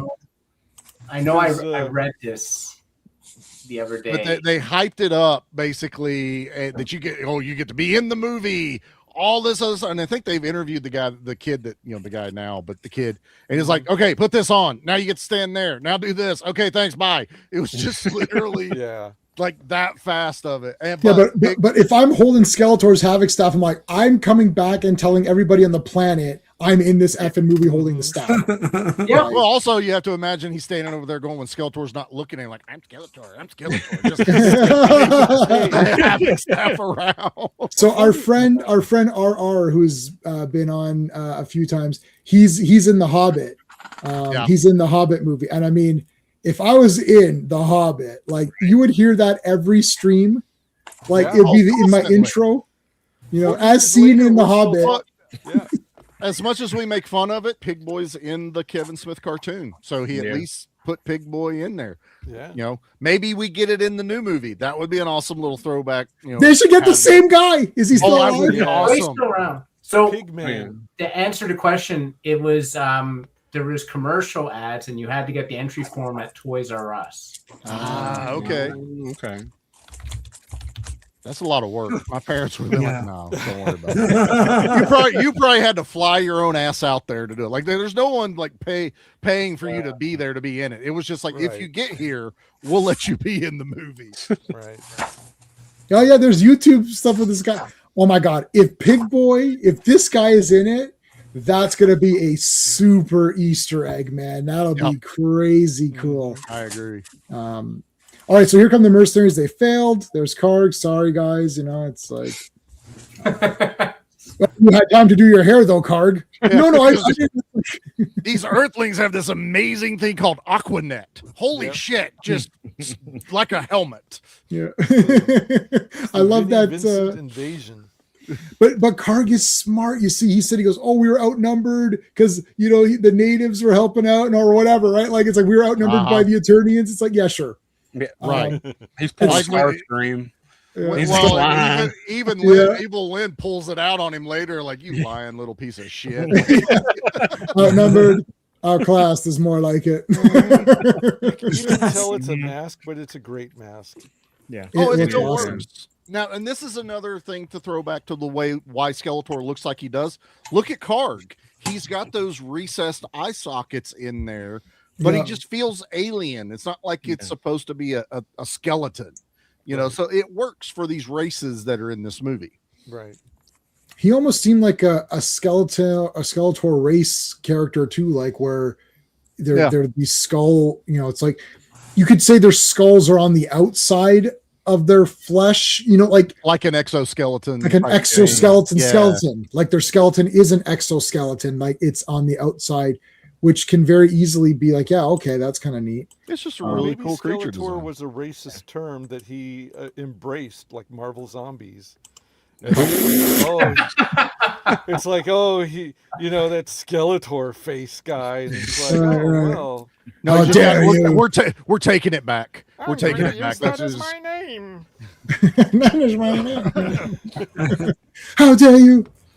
And I know why they did it, but for me, like especially in this shot, it's like I don't mind the armor pieces because I grew up with Beast Man having some armor, but Mhm. like take this chest thing off. I know it's for makeup purposes, but I just Right. want that just like hairy beast dude running around, maybe having pants is fine, but just he doesn't need the armor on the top part, man. Just make him Beast Man. And the way they have his hair, it's almost like it's a samurai look with him. Yeah. Yeah, it is a it samurai really pilot. does. Yeah. You're right. Because It's a good. It's a kids' pick. movie. They didn't want to show nipples, okay? Oh, all 8 of Now them. Dolph I does. wouldn't either have. They had a 2-nipple limit, and Dolph the whole time. There's They- two they of were- them. They were pretty careful to Uh, hide Dolphs with the photography, so Well, he also had way more armor than even the cartoon one, so everybody's got a lot more clothes in this episode, in this movie. Yep. You are aware of the penalty for failure. Yeah, yeah. Give me one more chance, Lord Skeletor. We shall succeed. I am not in the giving vain this day. And then friggin' Sarad tried to kind of. Like, it's just like, why that guy? Did he owe you money? Like, is there some other story we don't know? But you just picked him out. Like, it's just wrong. That would be like Darth Vader. Like, here's all my bounty hunters and everything, except you, Zuckus, and he's dead. Zuckus is gone. So, like, there's a deleted scene where this guard talks to this guard. He goes, I knew Zerod was going to get killed first. I had money. I won the pool. He's thinking, I just won the pool. It's like, no, they're well, you can never really tell if they're robots. I guess they're supposed to be robots, but they're I feel like they're. I don't know. I feel like they could say robots. I thought they were just Well, soldiers. Yeah. Well, here's my thought, and they kind of talk about, but they don't. Originally, it was supposed to be soldiers, and He-Man was going to kill them. Yeah. That was the whole thought process behind it. And then Mattel came in, and then it was like, well, we can make them robots. They make the More voice. than He goes. More than likely in post, it was add the electricity effects to when they got hit. So you could play it either way, I guess. And a couple of now we need it with blood code. Let's get the movie out with blood code, and they'll just explode with squibs. But there's blood in this movie. I think that's what's confusing. Beastman gets messed up. Yeah. And the guy in the Caretaker. gymnasium. The caretaker gets absolutely rocked. Yeah, Carl. Yeah. And Carl, the- Carl, what happened? You don't ever want to know. yeah. Well, the boyfriend gets a bloody nose too. Yeah, Yeah. The- Kevin gets beat up, man. He's awesome. And he's like, he goes, Julie, I swear to God, these things come in here and start to beat the crap out of me. That's an accurate description. Yeah. I was trying to eat the ribs, and they blew up the microwave. Yeah, they blew up the microwave and all that. Yeah. One of the things that killed Captain Power was the parents groups got mad because when you bought the toys, you had to like shoot at the robots on the screen. Yeah. And so, because they had these little strobing lights on them, and the Yeah, parents- And they I said, had it. and they said, well, those are robot. The response was, well, those are just robots. And the parents groups were like, well, they look like humans, and they're shooting at human. You know, we think it looks like you're shooting at humans. So it's kind of like the same thing with this movie. I mean, it never occurred to me that they would be robots. I just thought they were stormtrooper ripoffs or something. Yeah, when they talk here, well, we never knew the stormtroopers were all Boba Fett or whatever. Which I don't like at all, by the way. But anyways, No, by they're the just time- troops. Like, By the time Well, they retcon the retcon. So the clone troopers were all Boba Fett's, but by the time New Right. Hope rolls around, they're conscriptions. Exactly. people, Yeah. And in Captain Power, they actually killed one of the good guys on the last episode. they did. Yeah. Yeah. Would they kill Tank? No. No, they they killed killed the girl. Pilot. They killed Yeah. Pilot. Pilot. Chase. yeah. Chase. Chase. Yeah. Yeah. This was the Yeah. pilot. Yeah. Because they were supposed to come back for a second season, and I think that kind of killed them, right? Literally, by killing A lot of her off. adults, They didn't get- there was some adult topics in that stuff, man. I mean, hey, you got Sven Thorson in there, so yeah, that's who Tank was. Yeah. yeah. Yeah. Oh yeah. Sven Ulthor. Yeah, he's awesome. Yeah. So I don't know. The new movies all suck, including the prequel. So I don't know what the stupid thing is anymore. I'm out. So, Bye. Yeah, it was simple and you ruined it. Hey, You the simply- prequel, I right, love the yeah. prequel more now. Yeah. Yeah. Like, I don't know what's going on in Star Wars, so it's all fake Star Wars, anyways. Even though I don't mind some of the stuff in prequels, I'm just calling them all fake, and it's an hour and 33 minutes. Hashtag But this, not my Star Wars. yeah, it's the fake Star Wars. Not only is it not mine, it's the fake one. Okay, I absolutely love how Evelyn comes down here, takes charge, gets the key, formulates the plan. Like she just immediately. But I love this. Like, we'll see. This is where they ambushed us. We didn't have a chance. I was like, we'll see. Scanner. I Like, see did what Carr you mean. not know that technology existed? Like, he's I know. all you You're lying. I think Carl thought that he could charm his way out of it or whatever. Like, Probably. it's all good. She's just like, son, I got you. This is my DVR. This is the Spaceballs scene. Let's Yeah. rewind a little bit. And, oh, went too far. Now fast. When is now? Now is now. Now is now, yeah. I don't Yeah, this is think what's Carr- happening now. I don't think- I And don't when, think when Carr- she said, "Oh, the native girl tipped the scales," It's like, yeah, Why's For a the minute only there, I was He-Man? like, wait a minute, is there an Indian in this movie? No. Oh my god. No, but yeah, she's like, Howard oh, planned on Evil Lynn coming with him either. He's like, I can make this lie Yeah. work. Then she Yeah. comes with me, like, damn. He's yeah. Well, I'm boned. I'm It out. must have been she who tipped the scales against you. It's like outnumbered, outclassed is more like it. But I like that she's like, it would be a pity to waste their talents and go, save your pity for yourself if you fail. It's like, I was not suggesting that. I go, then you should not have spoken. It's like, oh shit.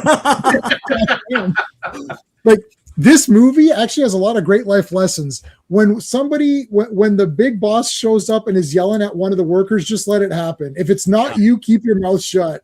Yeah. Don't move. Stand behind someone. Just Yeah. no. That Yeah, was you're not a hero, Rod's life just- if he just stepped to the left. So Rod would still be alive to this. Do you guys see? Have you seen Judgment Day? And he's like, "Don't move, don't whisper, don't even breathe." It's like, shut your mouth. Like, that's that always. Anytime there's like a meeting going on and there's like they're talking, I just can't just remember that line from Judgment Day. It's like, don't move, don't whisper, don't even breathe. I'll tell you one negative unintended consequence to this movie is this is my first like instance with Meg Foster growing up. This is the first time I ever saw her. This is what I've always known her for. And now going back and watching a lot of these older action movies, most of her career was just extra girlfriend babe number Yeah. 2. Yeah. But I'm watching it going, oh, it's Evil Lynn. I can't wait to see her. And it's like, where's she at? Or she dies, or like she dies in Yeah. Blind Fury immediately. She was just in Best of the Best 2 as just a throwaway girlfriend for Eric Roberts. And I'm like, I want more Meg Foster. Like, She's pretty good. So They Live, obviously. They Live. well, yeah, They They Live. Live. But then she And ends all- up being Evil Lynn at the end of that anyway. So Yeah. Pretty much. Also in not Relentless. Oh no, was it Relentless? Is she in Relentless? I don't know if I've seen that. Oblivion comes to mind. Yeah, Oblivion.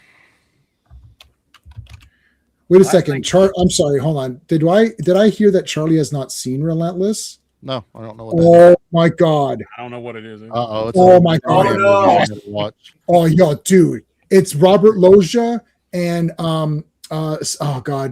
Maniac Cop 2. What's the guy's name? Oh god. Hold on. Leo Rossi. So it's Leo Rossi and Meg Foster's in it. Leo Rossi and Robert Loggia are hunting a serial killer who calls people from the phone book and says, "I'm coming to kill you tonight." And it's Judd Nelson's the killer. And it's a police thing, but they're after him. And Judd Nelson is on friggin' fire in this movie. And the two of them are awesome. Yo, I'm gonna give. Oh God, I'm closest to giving you the guarantee. I'm very close. I guarantee it's awesome, dude. Okay. It's like I had that on VHS watch. I watched it so many times that I loaned it to my buddy Morris. And Morse watched it and he called me. He's like, dude, I watched it so many times the tape broke. I was like, are you kidding me? He's like, the tape actually broke. I was like, no. So we actually spliced it back together with nail polish. That was the trick in the day. Yeah, I remember that. And we got it back. Oh man, Relentless. Put is- that in the library for me. yeah, I later. will put that. I'm going to 100%. I'll watch it. It looks like something Jackie might enjoy too. So Yes. Yeah. Well, I don't know for sure. I've never showed it to my wife, but it's like a cop thing, but it's awesome. Anyways, so Meg Foster's Leo Rossi's wife in that. okay. And she's very cool in that too. I just know every time I see her name pop up, I get hyped because she's my Evil Lynn, and then half the time I get let down because she's gone in like minutes.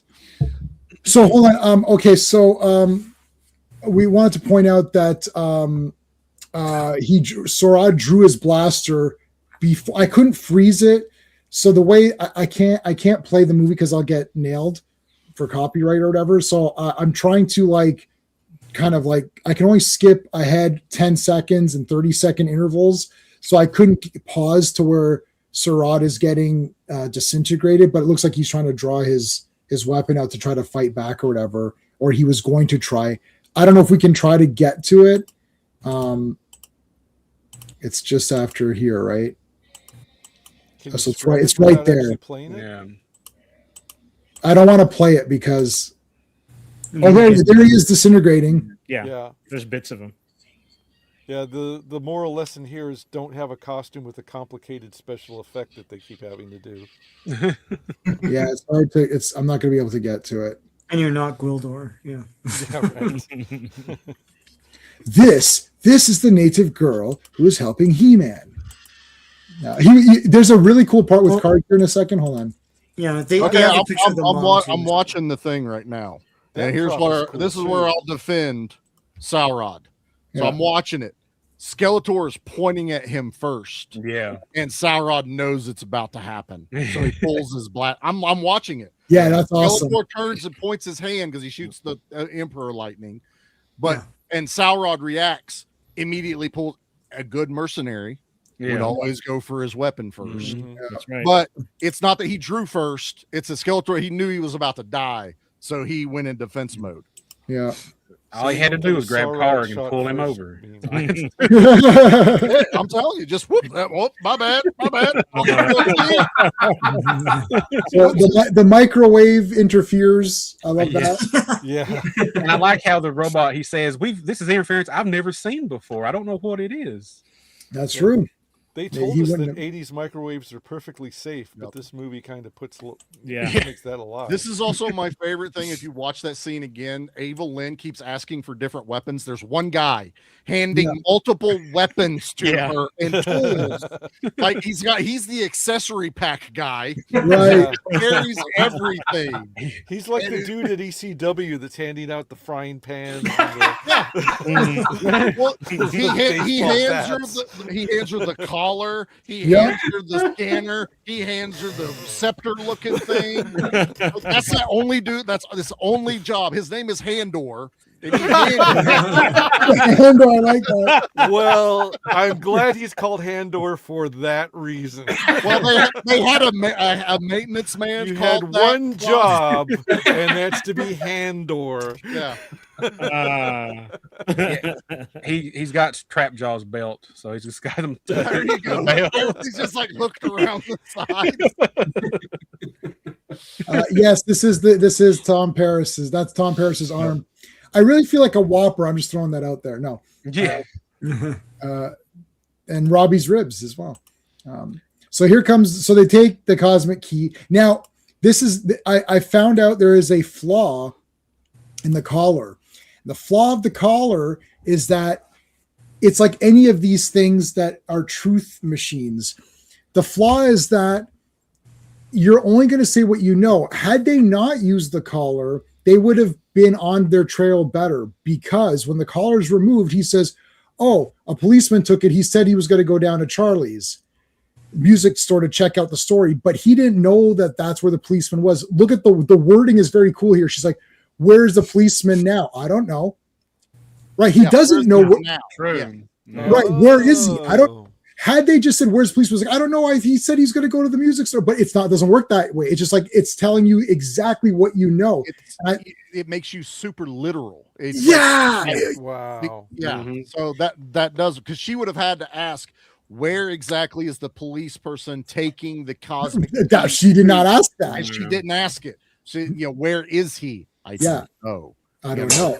Okay, we'll go back to tracking the key. But when He-Man comes in, remove it, he goes, look, he said he was going to go to Charlie's music store. Now, again, it doesn't mean he was going to go there. It doesn't mean he was there now, right?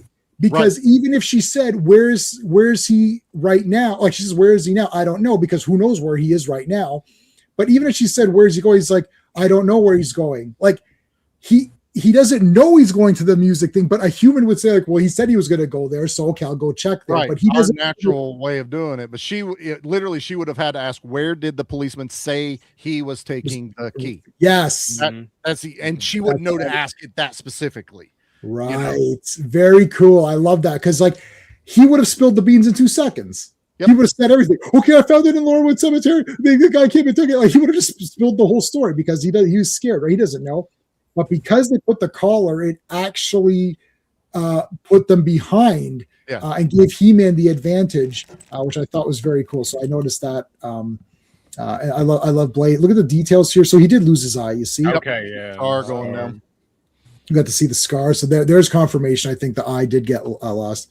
The I synthesizer. want to imagine every time they brought Anthony in for fitting, he's like, needs more blades. And he bring him in again. Nah, needs more blades. They literally got down to, we don't have anywhere to put it. He goes, what about the chin strap? Okay, fine. You get 2 on the chin strap. That's where we're drawing the line, Anthony. Yes, I love inaccuracy, like not inaccurate. I love like impractical, like armor. Blade, how's it going? Oh crap! Damn, I just backed on the shoulder. Oh damn it! I keep nicking my ear. That's why there's ear covers. The Yeah. pauldrons on his shoulders just didn't quite work. I love it. Oh my god! Oh God, this is a great picture. Oh, Yeah. Oh my god! That neck collar is another great prop in this thing. Yeah. It is with the lights that shine. Yeah, the on it. lights. Yeah. Yeah. A cheaper then- version would have just been a gold-looking collar with a blinking at red LED. Right. They went Yeah. further on this. Yeah. Mhm. And then she has an image projector. So it's like, hand me this, hand me this, hand me, as you guys were saying. And then it's like, hand me this. And it creates an image of the cosmic key. Like, does it create other images? Like, is it like an etch-a-sketch? Like, can you make other things with this thing? Like, what is this No, thing? that poor guy goes, which one's the cosmic key? Which one's the cosmic key? Yeah. I gotta label these when I get home. Oh, no. It's like, have you seen this object? It's like, it's like some weird thing. He's like, It's like, oh shit, put that away. it was this That's my one. personal one. Skeletor dancing. Oh, that Or yeah, no, it's a picture of that guy's like wife and kids. It's like, she's like, I'm sorry, that's my family. It's like, have them executed. Give me the others. I've already had one bad evaluation. I can't get another one. I get another one. God. Took me forever to get this job. Yeah, Eternian smartphones are much better now. This is the 80s smartphones or whatever. I like how Blade has a dagger right beside his head right there too. It's awesome. Dude, when he jams that dagger beside his head, I'm just like, oh God.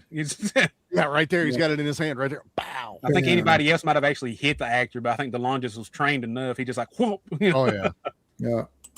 Yeah, Blade, like everything goes to its logical and craziest step, which is like, okay, he's not just Blade. He has blades and knives everywhere. Every part of his body, he shoots blades. He can throw things. He has 2 swords for sure, because why not have 2 swords? Yep. Everything that he does revolves around blades. That's who he is. And I absolutely love the Blade figure. I see it's like it's like they've got the hold on, I'll put it- dagger, but he's also got like 2 little spikes beside the dagger. Wow. He's got them on each leg. He's got both swords. But I mean, for accuracy, they've got his face mask and everything pretty Mhm. dead nuts on to what we're watching on the screen. That looks a lot like DeLonge's too. Oh, it, Yeah. When you it sit looks like. down, bro. Spot on. I'm sure DeLongos was like, "You're going to make me into an action figure? Yeah, you can use whatever features you want." Yeah. Yeah, Skeptic. I'll send you a link. Hold on a second, buddy. Hold on. He's like, I seen the 80s toy. It didn't look that much like me. So No, but it's still pretty. It's actually it's pretty accurate. I mean, It was one of the better ones because it was at the end, so things were getting a little bit easier to make and make it look closer to the movies. Gwildor looked like just a blob of plastic, even though I love that character, but the toy just didn't look that good. I've got the classics Gwildor, and it looks a lot better. Skeptic. What the hell? I lost all my Twitter messages. Send me a message on Twitter, buddy, or X, whatever the hell it's called. Just pick something and call it that.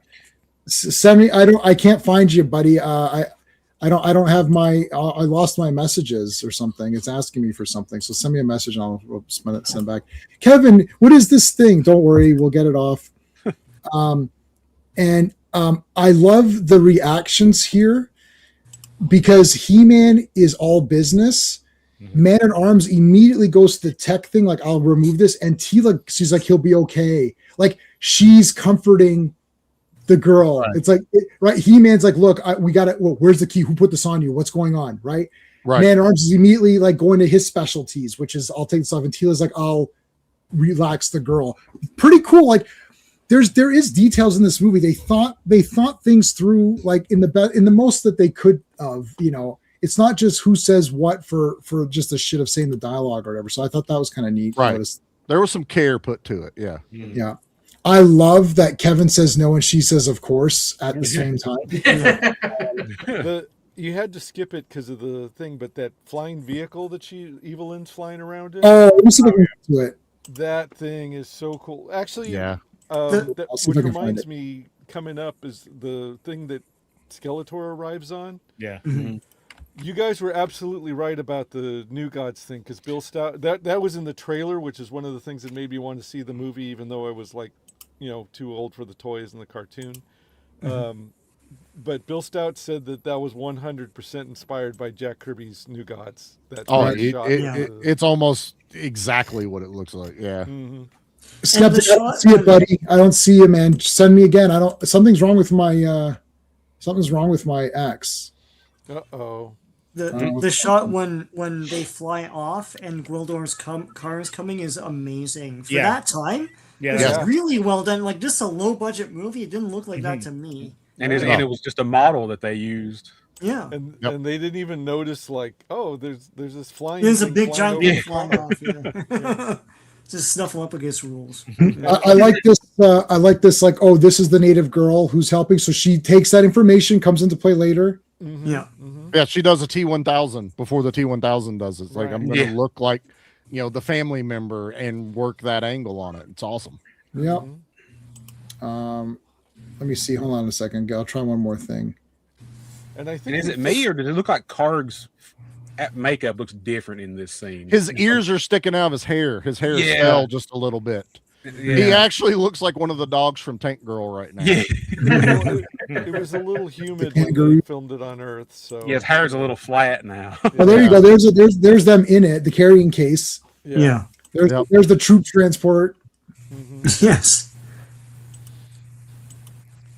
I think they fit more people in that car than like Mexicans could fit in there. It was a Cadillac. It was big. I'm in disguise. You didn't recognize me, did you? What is that? See? Native clothing. If we dress like this, no one recognizes. Comedy relief. All right. I love that he questions He-Man. Dude, I don't know what else to do. I don't know where else to send me another message again. Send it again. I love that he's like, he goes, hey, Blondie. Let's start with you, Blondie. Yeah. Now I hear there's all the vehicles in the back there. That's cool. It's so cool looking.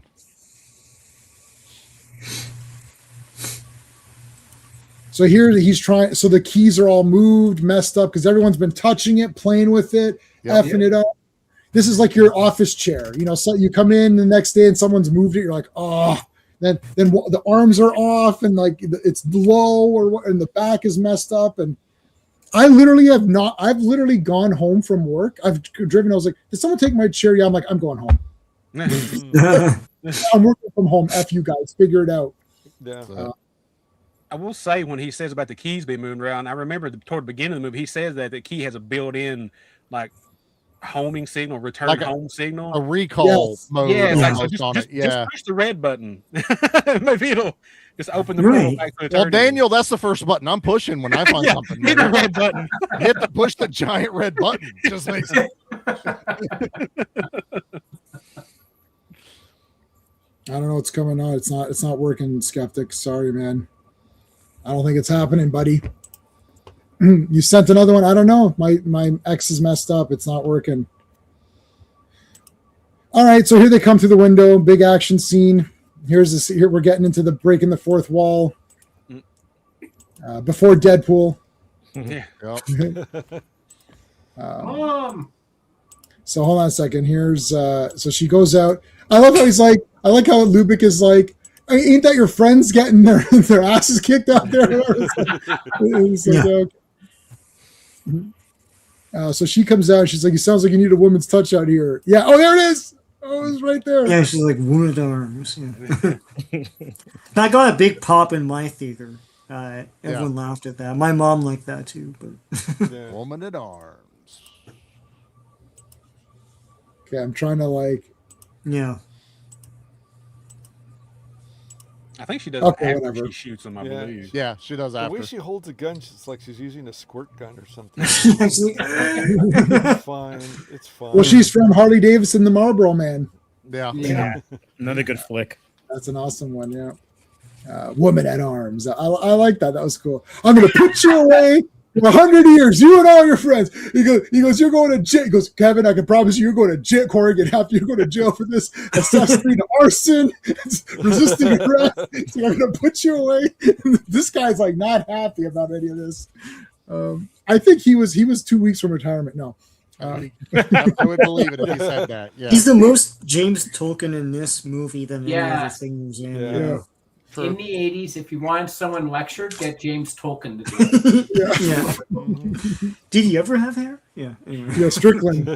Gosh, didn't that guy ever have hair? So who would win in a fight, James Tolkien or Gunny? Gunny. Oh, It's Gunny. yeah. Look at this. She sees her mom. Hey, almost the evil in eyes, not fully. No, she's just hers are blue. Very Evil ones are blue. icy. Oh Yeah. God, they're so good. There's the mom. That shiny thing with the blinking lights. It's part of the secret thing that we're doing and all that. And look, look. Her parents just died, so she's like, this is not beyond the realm of like. You're sitting there thinking, how dumb are you? She's Boy, Beaver, susceptible. what a dumb kid you are. But it's when the mom is asking about the key that where even as a kid you're going, Yeah. why did you fall for that? Like, Yeah. it should have been that for some whatever reason she already had the key in her hand, something. And then Evil Lynn could have played it like that. Brought me back. With this, I could bring your father back too. And boom, Right. snatch that key. Done. Not hey, go find the shiny thing with all the buttons on it. Like, Yeah, she's like, oh, it's part of this thing that we're working on. I mean, I don't know. This is a snap decision. It's magic.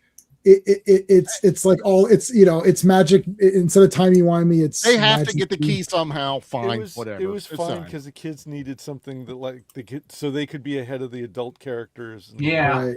you know. Yeah. that's a good point. Gwildor uses the gun even though he can't pull the trigger. right. It's gonna shoot your knees out. You're acting like Tarktums or whatever he says. I don't know what he said. Yeah. Now they all will treat. They're like, why are they leaving? It's like, well, they got the key. I love Charlie. Who's Charlie. like, Yeah. Just Did like, his you- shop is destroyed. all because of a Japanese synthesizer, man. Like, Yeah. this just wasn't worth it. it's all Japan's fault. Damn it! This dude's like a young Will Ferrell. Actually, Oh my god! Yeah. Got a little bit of look. Yep. Holy shit! It's World War III. Yeah, that got another big pop in my theater. I remember that. Oh my god! Here, There it comes. Oh my the boom God. tube. Yeah. There's Yep. the Yeah. hover sleds, everything. God. It's literally Mr. Miracle's. It's Mr. Miracle's vehicles. Yep. It's the Yeah. boom tube. I was like, oh my god! Yeah. Here And comes that Dark is no Side. accident. That is Yep. Bill Stout totally channeling Jack Kirby right there. Yeah. Yeah, big time. This whole 100%. thing. Yeah, so, this is awesome. so here's the thing about this scene. It gets shit on a lot because of the special effects and what's going on. Especially It looks when awesome to me. Especially when Dolph. Well, so my thing is, I'm going to shit on something else instead. The speeder bike, even in 1983, the speeder bike chase was not. There were shots in there that were not perfect and didn't fool anybody, but it is a masterpiece of sound effects, editing. Yeah. Yeah. You wanting to buy into what's going on there, all that stuff. Whoa. But anyway, the thing with this one is it didn't have that editing. It didn't have Ben Burt doing sound effects, and it didn't have all the advantages that speeder bike chase had. And for that reason, I'm totally ready to forgive it because it is cool what's going on in this movie. At least they tried to have something cool and neat. Yeah. They Let me had thank they had RR. action. It's an action scene. I've never seen anybody try that before, and there are some shots in there that are really cool and effective, especially when they cut away to like actual Dolph on that thing and they're doing the tracking shots and when they're going by the windows and everything. I like it more than people who like to crap on this movie do. Well, I have zero. I think it looks awesome, and it looks cool. I mean, they're flying around. Okay, RR, thanks, buddy. I appreciate it. One of our longtime members at work, so I can't stay. But this film is a reminder of a time when the fantasy genre didn't take itself too seriously. I didn't capture the look of MOTU, but got something of its spirit. Good journey. Thank you, man. For the first. Anytime it's a He-Man stream and you do a super chat, you get the punch. Boom. Thanks, man. I appreciate that. And then I'll give about In honor of the Oscars tonight. There you in go. honor of the Yeah. Oscars. Is that tonight? Getting some That's Yeah, right it's now. tonight. Yeah. Oh And god. there's apparently a tie, and everyone's freaking out. So What? Right. Well, yeah, Tie. it was, this movie best is short better. subject or whatever. This Yeah. movie is better than 90% of the movies that they're going to be. Well, That's considering what this is I'm saying. Yeah. well, this movie has heart in it. I've Yeah. seen It this does. movie It has- more than all of the Oscar movies I've ever seen. Like that's Yeah. Oh yeah, yeah. period. Yeah. So here's the Centurions. You guys are saying, yeah, like I mean, the effects, they do the best that they can. It's just a battle, but at least they're trying to That do a looks cool great. battle. That Yeah, looks no, fine. I still look. It looks awesome. I mean, Yeah. Dolph is pulling the power sword out while he's on the. Yeah, Yeah. that's wicked. Mhm. So this is all cool. This like marching around and shit. Oh my god! Like, Yeah. So this you can was see that shot- this guy's like, holy shit! What the hell's going on out here? Everybody looking out their front windows like, look at that. So this was It's shot not Thanksgiving. This ain't Macy's Day Parade. What's going on, man? So this was shot in Whittier, which is like an hour that away from me. It still looks the same too. Oh, did you see the Mostly. snakes on the throne? Yeah. Arms Yeah, we'll there? try to That get was that. sick. Like the The Cobra. detailing is Yeah. really good. I like the God. yeah. He says, "Oh, Gwildor, I could have used you," you know, and he's like, "You could have been somebody," and he's like, "I'm not going to serve the Lord of Snake Mountain. You're trash." It's like, Yeah. Yeah. that was cool. See, Gwildor stood up to him. That was cool. Mhm. I love this where He-Man's just fighting, and he won't like. He look at it, he's just swinging and crap, and it's like Skeletor allows it to happen. He's like, I want to see how much he's gonna keep fighting. You know, like let's see how it goes. He's fascinated by him. He Yeah. really is. We'll find out later. There's a lot of respect Skeletor Yeah. has Yeah. for He-Man. So Yeah. this scene was actually shot on a roof in Whittier. I think it was Whittier, downtown LA, and the building itself the real building is only like 2 stories high. But that scene when they're on the roof and then that thing is like rising up behind them over the you see That's awesome. Yeah, Yeah, I mean because they had to put that thing on some kind of lifting Yeah. thing to raise it up like that, and that's all 100%. I think there was an optical effect in there somewhere, but I think mostly it was like they actually put that thing on some kind of crane to lift it up, and it looks so cool. And it's like slow while they're talking; they don't know what's going on. You're like, oh. yeah. Yeah. It was cold Yeah. there too. Like you could tell it was later in the year because I saw Skeletor's breath at certain points.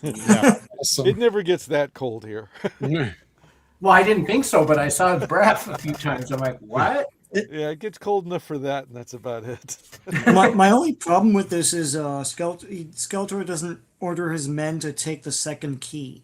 I know that like the power core is dead or Yeah, whatever, he destroyed but it. still it's a chance. Like why wouldn't you just take it, right?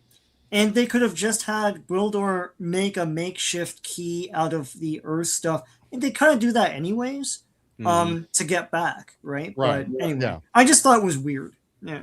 No, I didn't think it was weird because he destroys it. He does shoot it, and he's like, I destroyed it. Like, what else is there? But yes, you're right. Like Skeletor, you know, like of course they can remake it out of whatever. But also, Yeah. He-Man gave up. Skeletor doesn't have, as Charlie was saying, he has massive respect for He-Man. You are my equal. You know, you're no longer my equal, which means he thought of him as an equal. Mhm. I don't think he thinks anything of these guys. He thinks Yeah. they're stupid and moronic. They're nothing. I don't care about the others. He doesn't even name them. He doesn't care. He's like, I destroy the key, let them rot. Who cares? Yeah. I don't even, that's one of his negative qualities, right? His Hubris. his hubris. He's yeah. not right. Yeah. And I kind of think, I mean, you know, I think it's an accident in the sense that it works in the script and also it works as a movie thing where the guy, you know, the villain doesn't, you know, like makes a mistake or whatever. Yeah. Right? This also Yeah, comes, we've seen it, I don't know, 100 times. So now we're starting to pick it apart a little bit. Yeah. So, first time you watch it, it's destroyed. Okay, it'll work. But yeah, Gwildor is a MacGyver little thing, so he probably could have rebuilt it. Yeah. I love, go ahead. Okay. I was going to say, I love, this is awesome. He's like, Kevin remembers the tones. And when he's like, look, I'm a lousy keyboard player in a band. There's a million of me. And when he's like, no, there isn't. He goes, there's only one of you, Kevin. There's only one of anybody. And then Man at Arms with conviction, he's like, listen, we're not going to have a sorceress to go back home to. So if you know how to do something with that thing, then you do it. Yep. And you're just like because they're playing it as straight and real. There's nothing stupid. This is one of the reasons why I love One Piece, which I just finished today, but that's a separate thing.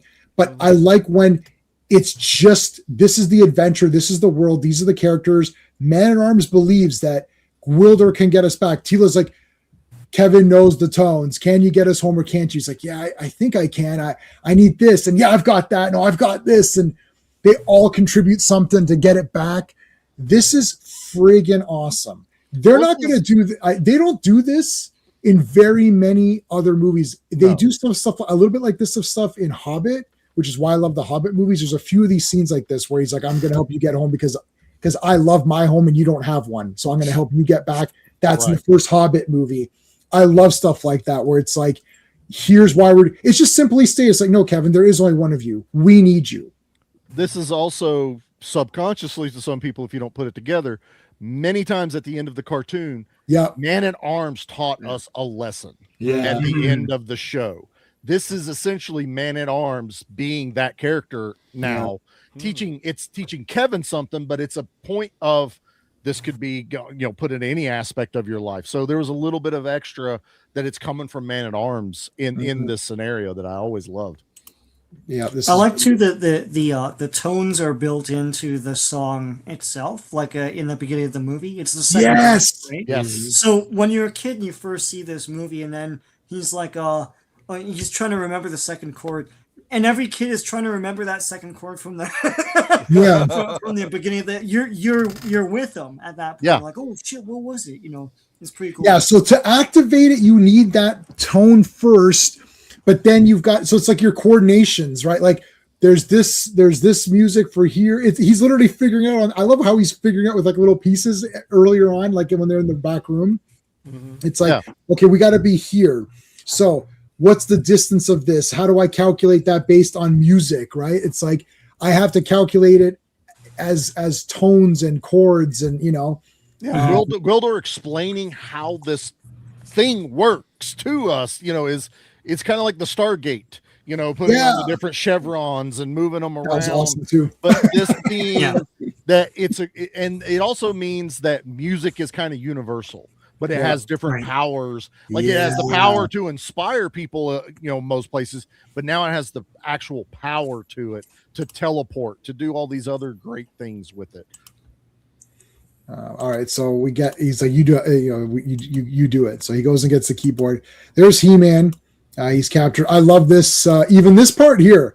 He goes, "This is my destiny." She's like, "Men who crave power pile look back on the failures of their lives, pile them all together, and call it destiny." That was awesome. But then Skeletor came back. He pushed back. He's like, "Really?" He goes, "Well, thanks for that little bit of philosophy. Here's my response. Boom, the sword of power. Here's He-Man. Oh shit." She's like, "Oh god damn, what the hell happened?" Like, he got her. The thing is like, but she's right though. Like, look, Skeletor, you failed a bunch of times, and now you got lucky, and now you think this is your big destiny. It's all piled together. But he's like, yeah, but I did win, and Skeletor wins. Yeah. But you also have to put him in the mindset too that while they maybe didn't intend it, we've watched Skeletor fail so many times in the cartoon, right? And now you're picturing what would Skeletor act like if he did win. He would be like this. He would be like, I am unstoppable. I did this. It is my power that got me here. And, Sorceress is kind of like, yeah, you remember all the other times he made you look like a jackass? Every time, how many times did you call all your henchmen boobs? How many times did you run off into the mirror? Like, seriously, this is the one time you win. But he's like, yeah, but I got He-Man. Yeah. That's his mic drop moment to her. Yeah, he did drop the mic. Yeah, he really did. Dropping that sword is his mic drop of boom. There it is, bitch. I got it. Yep. Yeah, he's like, and then I'm getting all the powers of grace, so I'm becoming a god. So they've never diminished Skeletor in this movie. Mm-hmm. He's awesome in everything that he does, but He-Man's not looking stupid because He-Man gave up for his friends. and to save the people of Still Earth. has honor in it. He Right. lost for a reason. Yeah. He was forced to give up. He didn't give up. Right. Yeah, and if Gwildor and Kevin didn't make it back, basically Skeletor has won, and he is the new ruler and master of the universe. Yeah. Pretty And much, Jan, you're yeah. bringing up, and then you're leading me into the other thing that I absolutely love. The Where Are Your Friends? I just think it's so awesome, that entire line, but we'll get to it in just one. It's like, what, 2 minutes away? So Lubick, poor Lubick is like, okay, Lubick, where's that big army? He's like, it was here, goddammit. The damnedest thing you ever saw. He's like, I was in Korea and I never saw anything like this. I was in Korea. I thought that little detail was awesome. That was awesome. He's like this badass soldier. Now he's a cop. Yeah, he wears all leather jackets, which everybody wanted after this. That was like the big hot. It's like, oh, yeah. Shotgun and a leather jacket, man. That's all you need in an action movie. Yep. Yeah. And they're making this thing, and look, it's like they built this thing up. So he remembers the tones. Yeah. Okay. And then we saw Julie's leg, which was absolutely Yeah, that's For right. kids- I was talking again, about for a the kids gore. movie. Yeah. gore. Yeah. That creeped me out as a kid. Actually, that actually creeped me. I was like, oh, that looks really nasty. It's like that. Yeah. I rode motorcycle with my buddy, and I laid it down, and my leg landed on the exhaust. And lifting my leg up, it looked like the wound on Julie's leg. Like it Gnarly. festered for a while. Oh god, it was Insane. horrible. I still actually have an indentation from Yeah. it laid on there. For Good so long. God. Yeah. So we can't do a bloodless stab, but we can show her leg with the skin bubbling. It was really nasty. Yeah. Hey, Okay. did you not watch Willow and see what happened to that one troll at the end whenever it turns into the dragon? It turns inside out. And That's it's cool. This movie. The Yeah, yeah, Willow- was pretty inconsistent with what they could get away with in a kid's. It's just because Mattel is trying to sell toys to little kids that they're all nervous about. That's But- really the whole big thing. Okay, but here again, great lines, great lines. Like, where's your strength? Look at your precious sorceress. You know, like, what is this? Like, it's like I love all of this now. And I love all of this because of Skeletor. Yeah. Watching Yep. He-Man whip and yell, but Skeletor is feeling every ounce of the pain going through He-Man. And Yeah. that's where I'm like, he respects him. And you almost believe it's like a little bit of, this isn't what I wanted. I have to break him to break Eternia, but I'd rather face him, face to face. yeah. And watching him do that. And Frank Langella is 1000% selling every bit of this. Well, he was into this one, right? Like he Yes. had a 4-year-old son, and he was dying to do this movie, and he says it was one of his favorite movie roles. Yeah. Is this the part though? Is this near the part where he talks about the loneliness of good? If the Yeah, this is it. Yeah, This is coming up in like a this minute is like- here. Yeah. like 30, Yeah. 40 seconds. Yeah. This Best is- part. He's doing his Pontius Pilate and Jesus Christ Superstar right here. Yeah. I like this. I love the people of Eternia when they've got the big holosphere or whatever. He's like, Yep. and everyone can see this. He goes, this inevitable event will happen before your eyes, and He-Man himself bears witness to it. It's like, that's It cool. just looks so awesome, man. This But was yeah. this was before hologram Tupac too. So Right. Yeah. All right, so there he is turning. There's Beastman bloodied up. There's everyone's looking. He's getting the power. Lubick comes in and tries to stop them. He's getting whipped, but here they come. But right, okay, so let's try to get to where. Yeah, okay. So Skeletor is talking, and he's asking. So I love this. It's like, where are they? Where are your friends now, He-Man? Where are your friends now? Tell me about the lowliness of good, He-Man. Is it equal to the lowliness of evil? Huh? And then, dun, dun, right, that they show up, and they show up because his friends are there. They're going to come to help him, Well, yeah. and that creates diversion. And what's really cool is that because they took parts of the wall, they actually have back cover. Yeah. So Yeah. they're not You just. got a play set in the movie. You got to place that in the Yeah. movie. I love that. Diorama. That's a place Yeah. that. You got diorama. Exactly. witch- Diorama, yeah. And he said, he goes, you know, it was really fun. There was some intentional like comedy too, where he goes, so what's the plan? In the very beginning, he's like, okay, well, he goes, Golda will find the key, and then we'll set the coordinates to Grayskull. He's like, oh, sure. We'll pop right into the throne room, fight off 2,000 or 3,000 of Skeletor's troops, and break into the force field and free the sorceress. And he made himself like, right. Yeah. And that's exactly what happened. That's exactly what happened. Just took a little bit Plan longer comes to get together. there. That's all. Yeah, it actually happened. It's so funny, but but Man at Arms is great there. It's like, oh yeah, sure. Well, that's what'll happen. It's like, yeah, okay. It is the greatest callback without He-Man looking at Man at Arms going, "Told you so." Yeah, Like, it's- you really have to try to put it together, but it's so good. Well, the little wedge of that set is really cool too. The little Yeah. it is parklet. neat. Yeah. Look at Lubick. He's like, holy shit. Oh, it's awesome. It's awesome. So now it's like a massive battle. Yep. Evelyn is like, okay, so Evelyn is like, yeah, I see the writing on the wall. I'm good to go right now. I'm out. You, and you. Let's get out of here. Let's go. Okay. Oh, I forgot to mention this. I wanted to mention when Karg found the picture of Julie's parents, there is a split second. I'll never be able to get to it, but there is a split second. You can look at it if you guys are looking on your phone or whatever, looking on their screen. There's a split second where he goes, "This is the native girl who is helping He-Man." She's like, "This could prove useful." Karg is really happy that he made Evelyn. He kind of was like, yeah, he kind of does something like, yeah, like, He does a little hook pump. He just, yeah, like a hook pump, like, yeah, I got, that's a good job. I got her. But Evelyn's like, and then he goes, and he's like, but surely you wouldn't leave when, and she just looks, he's like, yeah, I'll get the thing ready. Like, yeah. I'm useful. yeah, it's like Karg's like, well, you can't leave with Skeletor, and she's like, let's just go. Yeah. She gives him that look. She's like, get the hell on the ship. Yeah, get on the ship here, buddy. Like, She's like, Get on the go. boat. Let's get on the boat. Let's get out of Call here. it a day. I did like Blade with the energy whip. That was pretty cool. The energy whip. Oh, it didn't land on my Yeah. favorite thing in this movie, J-Man, and I know you and I have talked about this, Yeah. is when they bring He-Man in, they do that whole presentation. He is the prisoner. And Anthony DeLongis as Blade is carrying the power sword Yeah. and is grinning like any of us would be with it. You know why? Because he said in an interview, I was holding the power sword of He-Man. Yeah. That was the happiest day of my life. Yeah. And that is on film. Yeah. Every bit of that was honest Anthony DeLongis carrying the power sword to give to Skeletor. Yeah. I Like love he it. And lived every kid's dream right there. yeah. Oh, and Pig Boy wasn't on there either, right? No, he was only there to hold it. No, he was only there for the Havoc staff. But here we go. I love that Skeletor puts it in this locking mechanism, but He-Man's just gonna rip through it. It's not even like, oh, we have to release the sword. It's like, no, He-Man's gonna power lift through that thing. It's the sword in the stone, but he'll Yeah, it's a rip King through it. Arthur moment. I was gonna say, yeah, exactly. Yeah. And then I have the power. Now this is people confused. Like, what is? To me, he was charging up. He was just been beat Yeah. up. He is Yeah. powerless. Already- Yeah, I know. I understand that. He-Man Yeah. can put the sword down and still be He-Man. Yeah. He has to give the power back to Grayskull to turn into Adam.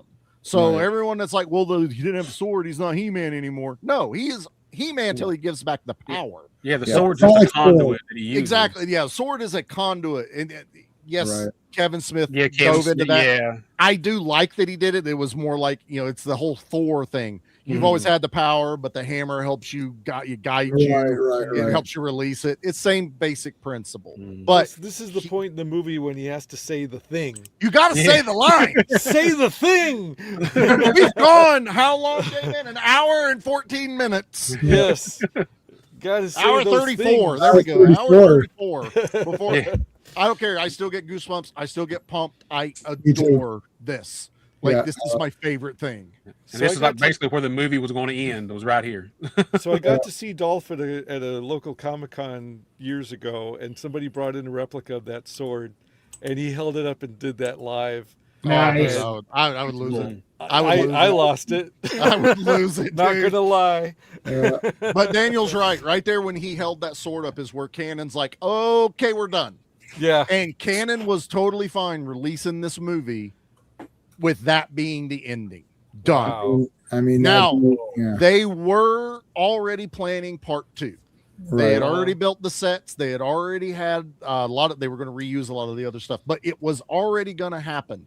So Mhm. their thought process, if you know anything about canon, was we'll finish this up in the second one. Mhm. It'll just jump right into it. And then everyone else is like, this is the dumbest way to end a movie. Mhm. So now it's Anthony DeLongis is Skeletor. So it's Blade now versus Dolph, and they did it to where it looks like they just kind of go into a different dimension to fight. Yeah. They're not, the only time it looks like the throne room again is when Skeletor falls and Yeah. falls down into the It's not pit. exactly Earl Flynn versus Basil Rathbone, but it's a decent enough fight for the end of this movie. It was is, going to be but they wanted that. to be like as epic as that. Yeah, Like but it's Sheriff good and Guy enough. of Gisborne or whatever, or Gisborne versus Robin. But like, yeah, like they didn't want to do it. And Franklin Jaw practiced it. He would wanted to do it. Yes. Mm, I love this one, but I think it would have been awesome to see Oh yeah, for done sure. regularly. I think it Yeah. would have been a little bit better. Yeah. right. But okay, God Skeletor, this has to be the coolest thing ever. Mhm. Like he looks like a god. He does look like a god. He did get an upgrade. This is Dragon Ball. He got an upgrade or whatever. Even the Havoc staff. I mean, it went all the way through everything he's touching. Now he's got like a crown. Yeah. Like it's just awesome looking. It's final game boss Skeletor. Yeah, it looks like he's got Grayskull on his head. Almost. I was just thinking that, J-Man. Get out of my head. I'm looking at this one. It looks like Yeah. the beginning part where we talked about Grayskull. It's what it looks like. Yeah. Yeah, because the director. That's Albert Pion, who's Oh, awesome. We love Pyun here. So, Yes, so we're Pion positive. we love Cyborg. Okay, I love Cyborg. Yeah, I not think it's only- awesome. Yeah, I think it's awesome too. Yeah. I'll make a point about this. Sean and I always bitch about this, like this distancing people. Like, well, it was pretty good for its time, or these little offhanded remarks, like it's pretty good in spite of the effects, or it's pretty good, but still belittling it while I trying hate to that praise crap. it. Yeah, I don't. Yeah. I don't like that. First of all, Cyborg is awesome. I saw that when I was like, this is actually awesome. Like, I never thought it wasn't awesome. Like, I thought, yeah, this is awesome. But I love Right. this movie. I don't think this is good for its time or it's fun in a cheesy 80s way. I think, no, it's awesome. There's hero parts, everything He-Man says and does is awesome. Yep. Skeletor's badass. He's not yelling around he's not yelling like and screaming like a madman. He's delivering dialogue and being Yeah. flexible. Like he's not stupid. I love this. It's like enough talk. Yes, let this be our final battle. And I know For they didn't have everything- any money. Sorry, Ross, but the production design that has to get absolute kudos. Yeah. Yeah. Oh, absolutely. Agreed. For me, everything that's like 80s cringe or canon nonsense or whatever, there's like 10 other things in this movie that more than offset that. So I do- 100%. 100%. So I'm not going to say I'm a realist enough that I'm going to say there's a lot of like if you're not in tune with this kind of thing, or if you weren't like around at the time when it came out and don't understand like what happened behind the scenes to even get it as good as it is, I could understand why people wouldn't like it. And I understand why, ironic millennials and Zoomers might think like, whatever. But I unironically love this movie, and Right. Whatever its deficiencies are more than made up by 10 other things that are absolutely cool. I agree with that. And look, it's He-Man. It's not like this is He-Man right here. Like, I mean, Like that shot's great. Like just Well, the this- lighting, everything is great on that shot. He doesn't Yeah, have the and- armor. Now he looks like the He-Man in your toy chest that doesn't Yeah. have the armor on anymore because you lost it, or it has teeth marks all over it. He's still a He-Man. Mhm. Well, It's to like me, Goddard said. He said between the cinematographer and Canon, because he said he didn't even have a second unit. He shot every single frame Oh. himself. Wow. He said That's Canon wouldn't give him the money to get a second unit. there's no, yeah, it's his movie. Oh. Yeah. Travis, how's it going, my friend? Thank you. We love this movie unapologetically, unironically. We're not distancing ourselves. We're not saying it's so good, except we're smarter or whatever. I love it. We are, though. We are. I don't love anything I love. I actually do love. I don't love anything in the way of that I'm distancing myself from it. I go all in, and I don't like where people say it's pretty good, but or it's good for it's in spite of or whatever. I Right. hate it. It's like Oh, so then you sorry. don't like it. Like nobody ever says I thought that steak was pretty good except it was overcooked. Okay, so then it wasn't good. Like what are you talking Right. about? Right? Yeah. Like who says nobody speaks like that in any other medium? I think that song's pretty good, but I really don't like listening to it. Okay, then you Well, don't like no, it. I don't it's- understand. Like You could say like maybe the drummer's not like your favorite drummer, but like the guitar solo is awesome and the singing is awesome and the lyrics are awesome and everything else. I mean, not everything's perfect, but like to me, the good way overshadows the bad. And then like the A for effort that everybody puts into this is off the chain. And I mean, I would rather watch a movie like this or Flash Gordon or Star Crash or where everybody throws whatever they have into it 100% and try to entertain you than something like, where Everything that's getting awards tonight. yeah, or they spend like Who said that? Who said that? and they Spicy spend commentary. $250 million on an Indiana Jones movie that nobody really wants to make, Right. So, I always thought, hold on a second, was that not a garbage disposal in the sink thing, or how do those work? I never understood how those work. Like you don't put literal garbage in the No, garbage you put disposal. you just put You put food. food Yeah. scraps. Okay, Yeah. garbage disposal. Maintenance man, contractor. Yeah, here, please gonna tell give us. you all I don't know a what's bit of going a on. lesson. Your garbage disposal is not a food grinder. Okay, if I you have see. a couple of scraps left on your plate, some ketchup, a few skins of something, put it down the garbage disposal. But if you have so much that your garbage disposal goes, that shit needs to go in the trash. Okay, and then you Ah. rinse your stuff off into the sink. It is not what the name. They should change the name. That's what it really should be. Yeah. No, So don't do Charlie, that. So Yeah. Charlie, no ribs or chicken No, bones? no ribs, chicken bones. Definitely no potato skins. Don't ask me how I know about that one. Oh, wow. No because grease. I always see people's hands going down there and they come up and it's destroyed or something. Like, it's like so, Oh, yeah, that was a Well- that was a movie trope too. They won't cut your hand like we've seen in the movies, but it will pulverize your bones and fingers because it's metal blades that aren't fixed. They pivot, but there's fixed like pieces of metal in there, Mhm. and it slings the stuff into it and pulverizes it. So Right. it will break your hand. It won't come out a bloody stump. Mhm. So okay, so I can address this. Well, in Kevin's defense, she was moving out, and that house was sold to someone else. So that's right. he That's the didn't next care. person's problem. Yeah, Yeah, we're not that, worried that about sounds it. like the next owner's The problem. home inspection's already gone through. They're closing Friday. It's good to go. We're totally The real fine. estate agent may have left that shit behind too. It could have been, but yeah, Yeah. don't Yeah. put food in the garbage disposal. It's like- Okay, so here's Gold He-Man or whatever. Mhm. Yeah, this is the happy You ending. just- This is the He-Man happy ending, man. Yeah. There's nipples. Barely. And they give this is the good journey explanation. Every that's cool. I like that they added I that. love the good journey Yeah. thing, man. Yeah. It's so good. We don't say goodbye. We say good journey. Yeah, that is cool.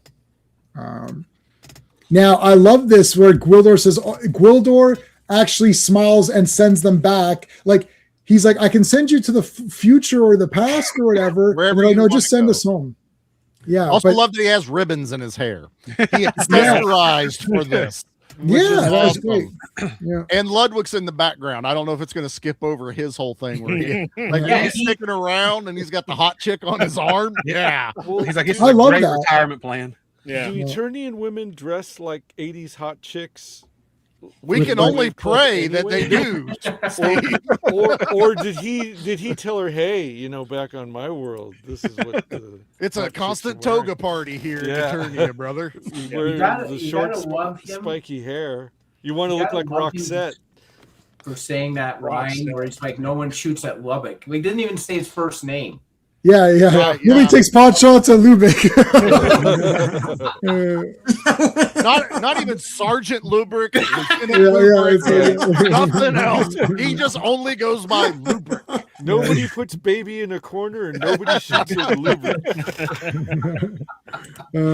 Yes, we all own everything, Travis. Or at least I own everything on Blu-ray and DVD that there is to own that has Well, He-Man's name I on it. watched it. I do not own the Kevin Smith one. I do believe it. but I do. I did get the tin, Yeah, The, Steelbook. the steel book. Sorry, whatever it's called. That's actually worth some money right now. You do know that, right? Like, Oh, you is it? can't get Oh. anymore. Yeah. I don't even I think I got opened lucky. it. I got 'Cause lucky and found it at Walmart. Yep. Yeah. He's four. Yeah, Yeah, four. that's why and- he was a detective, but he doesn't say, you know, nobody takes pot shots at Detective Lubric. Yeah. He's always Good walking journey. around talking about himself in the Good third journey. person. Love it. All right, so he sends her back, but he sends her back in time. Now he does smile, Well, Yeah. he's punching the coordinates in, which is to He say knows that what he he's know doing. he knows what he's doing. It's not an You all, accident. and then there's also like the way everyone's talking. You almost kind of feel like they all Yeah. decided this ahead of time. Yeah. Right. You know what I mean? Like we need they saved our planet. What's the least we could do for them right now? Well, let's give her back her parents, Right. or at least give her the chance. They were careful not to put any actual rock posters or Yeah. music things on her wall. It's just kind of like her little vision board cut from the magazines and stuff. Yeah. That's it. Yeah, like I like too that she's like, no, just stay home and say no. But I because I don't want the Wizard of Oz ending. Like, was it real? Wasn't it? Or whatever. Like, I like Right. that. It's like, no, we got a piece of Eternia, and now anytime we want to see Dolph Lundgren, we look in and we can see him saying, "I have the power." That's the best. I want that. I want that thing. That's like the best snow globe ever, just shaking. And He-Man screams, "I have the Yeah, power." the power is like, that's like super awesome. Anytime you want to remember how awesome Dolph Lundgren is, you can look at this thing. It's like, oh shit. So J-Man, how much would you pay for a replica of that prop? Oh, I don't know how much I'd pay for it, but I would try to get it. That'd be good. That's what we need from Maddie. But also now we have to realize that the parents are now going to put her in therapy. Like she just came out in her pajamas, took the keys to everything, and is talking to a rock every night. So she's definitely in therapy. Yeah. And actually what's funny is that that's what happens in Return to Oz. They actually throw her in therapy and give her shock therapy. I love that it's Nigel, what's that guy? No, and it's Nicole Williamson. It's who's the doctor, and he's like, look at the pretty face on this thing. Meanwhile, that's the shock therapy machine. He's trying to make it look cute. I'm sitting in the theater, I'm like, that doesn't look as cute as you're making it sound, buddy. Like that looks like it's gonna shock her. Joe, what's going on, dude? And Thank you for being here, buddy. And for the kids in the audience, yes, the girls did wear nightgowns like that to sleep. Oh yeah, so, yeah. Yeah, make long ones. Yeah. Yep. yeah. All right, let's get to the I'll be back. Okay, how am I can't do 30 seconds, so It does No. take a second. it's not gonna come. Can It's not you gonna just put No, your it's- cursor on. You can't scrub. You can't just Towards scrub the- it. Oh, he's at the end of the scroll. it's not the whole thing. It's not gonna do it. Yeah. No, it's not gonna do it. It's not the first end credit scene, but No, it's the it's one. not. And I didn't even know there was that until I saw it on TV. I was like, oh, okay. Because it's not like my mom's gonna sit there the whole credits and then we're gonna No, watch the end. we're gonna start wrapping up, but I noticed it once when I let the VHS tape that I showed you earlier. When that VHS, usually I would stop and rewind the movie, and we let it run its course. Yep. And we were doing other stuff, and I was like, "What the hell, Skeletor?" And I'd seen the movie. Yep. I saw the movie like 50 times. I've seen this movie. I don't know, like this 12 Angry Men, Conan. No, I've seen more than Conan. Batman 89, Mortal Kombat. Those are probably my most watched movie. Like 12 Angry Men, I can almost do the whole movie. I could probably do this whole movie if it's on screen. I could do it with them. Batman 89, I could do all of Batman 89 without missing a beat, and Batman Returns. And then I finally said to myself, okay, I think I've seen this enough. Like, this is crazy. I was counting, like, I had a scorecard like of what movie was at ahead, and I was at like I'd seen Batman 89 22 times before I was like, I'm gonna stop counting how many times I've watched I could do it it. with Wayne's World. I can do. I love Wayne's World. I could do a lot of Wayne's World this Yeah. I watched it an entire summer one time, like every day. Wayne's World. Pop it in, yeah. Just watch it. Have we seen the 100 creation of Star Wars? You could make a He-Man Snow Globia. Oh yeah, that would be really cool. Yeah, I know what you're talking about. Yeah. Ranger Talk. We don't hear Colonel Talk. If he does, it would be awesome. Having a voice switch up. Yeah. He goes, Can I just say this? that'd be now? awesome. Yeah, I'm good with the trailers we have. I don't need any more trailers for this. yeah, I don't want to. I'm I'm like, hyped up now. Yeah, I want to be surprised by something, please. I agree. 100%. So I don't care if your YouTube channel makes money because you dissected a fucking trailer. I don't want to know anymore. Okay, Yeah, I'm 100%. good. The original teaser before that trailer was enough for me to go, I'm going to watch it. Well, I was going to watch it regardless of anything. Obviously, I was too, but that first teaser, that the day before that came out with the music, I watched that and went, I'm in. Yeah. And then I did watch the trailer and it was cool. But at the end of it, I'm also still going, you showed me too much. Like some of this Yeah. shit should have been surprise. And I don't want another one. I do not want another trailer. Yeah, I'm good. And I want to hold on. I just want to say there is a poll. 29 people voted on the poll. Master of the Universe, what are you rating it? So 5 out of 5, 38% people gave the right answer. So that was the right answer. 41% of the people were pretty close. They didn't get perfect, but they did say 4 out of 5. So that's pretty good.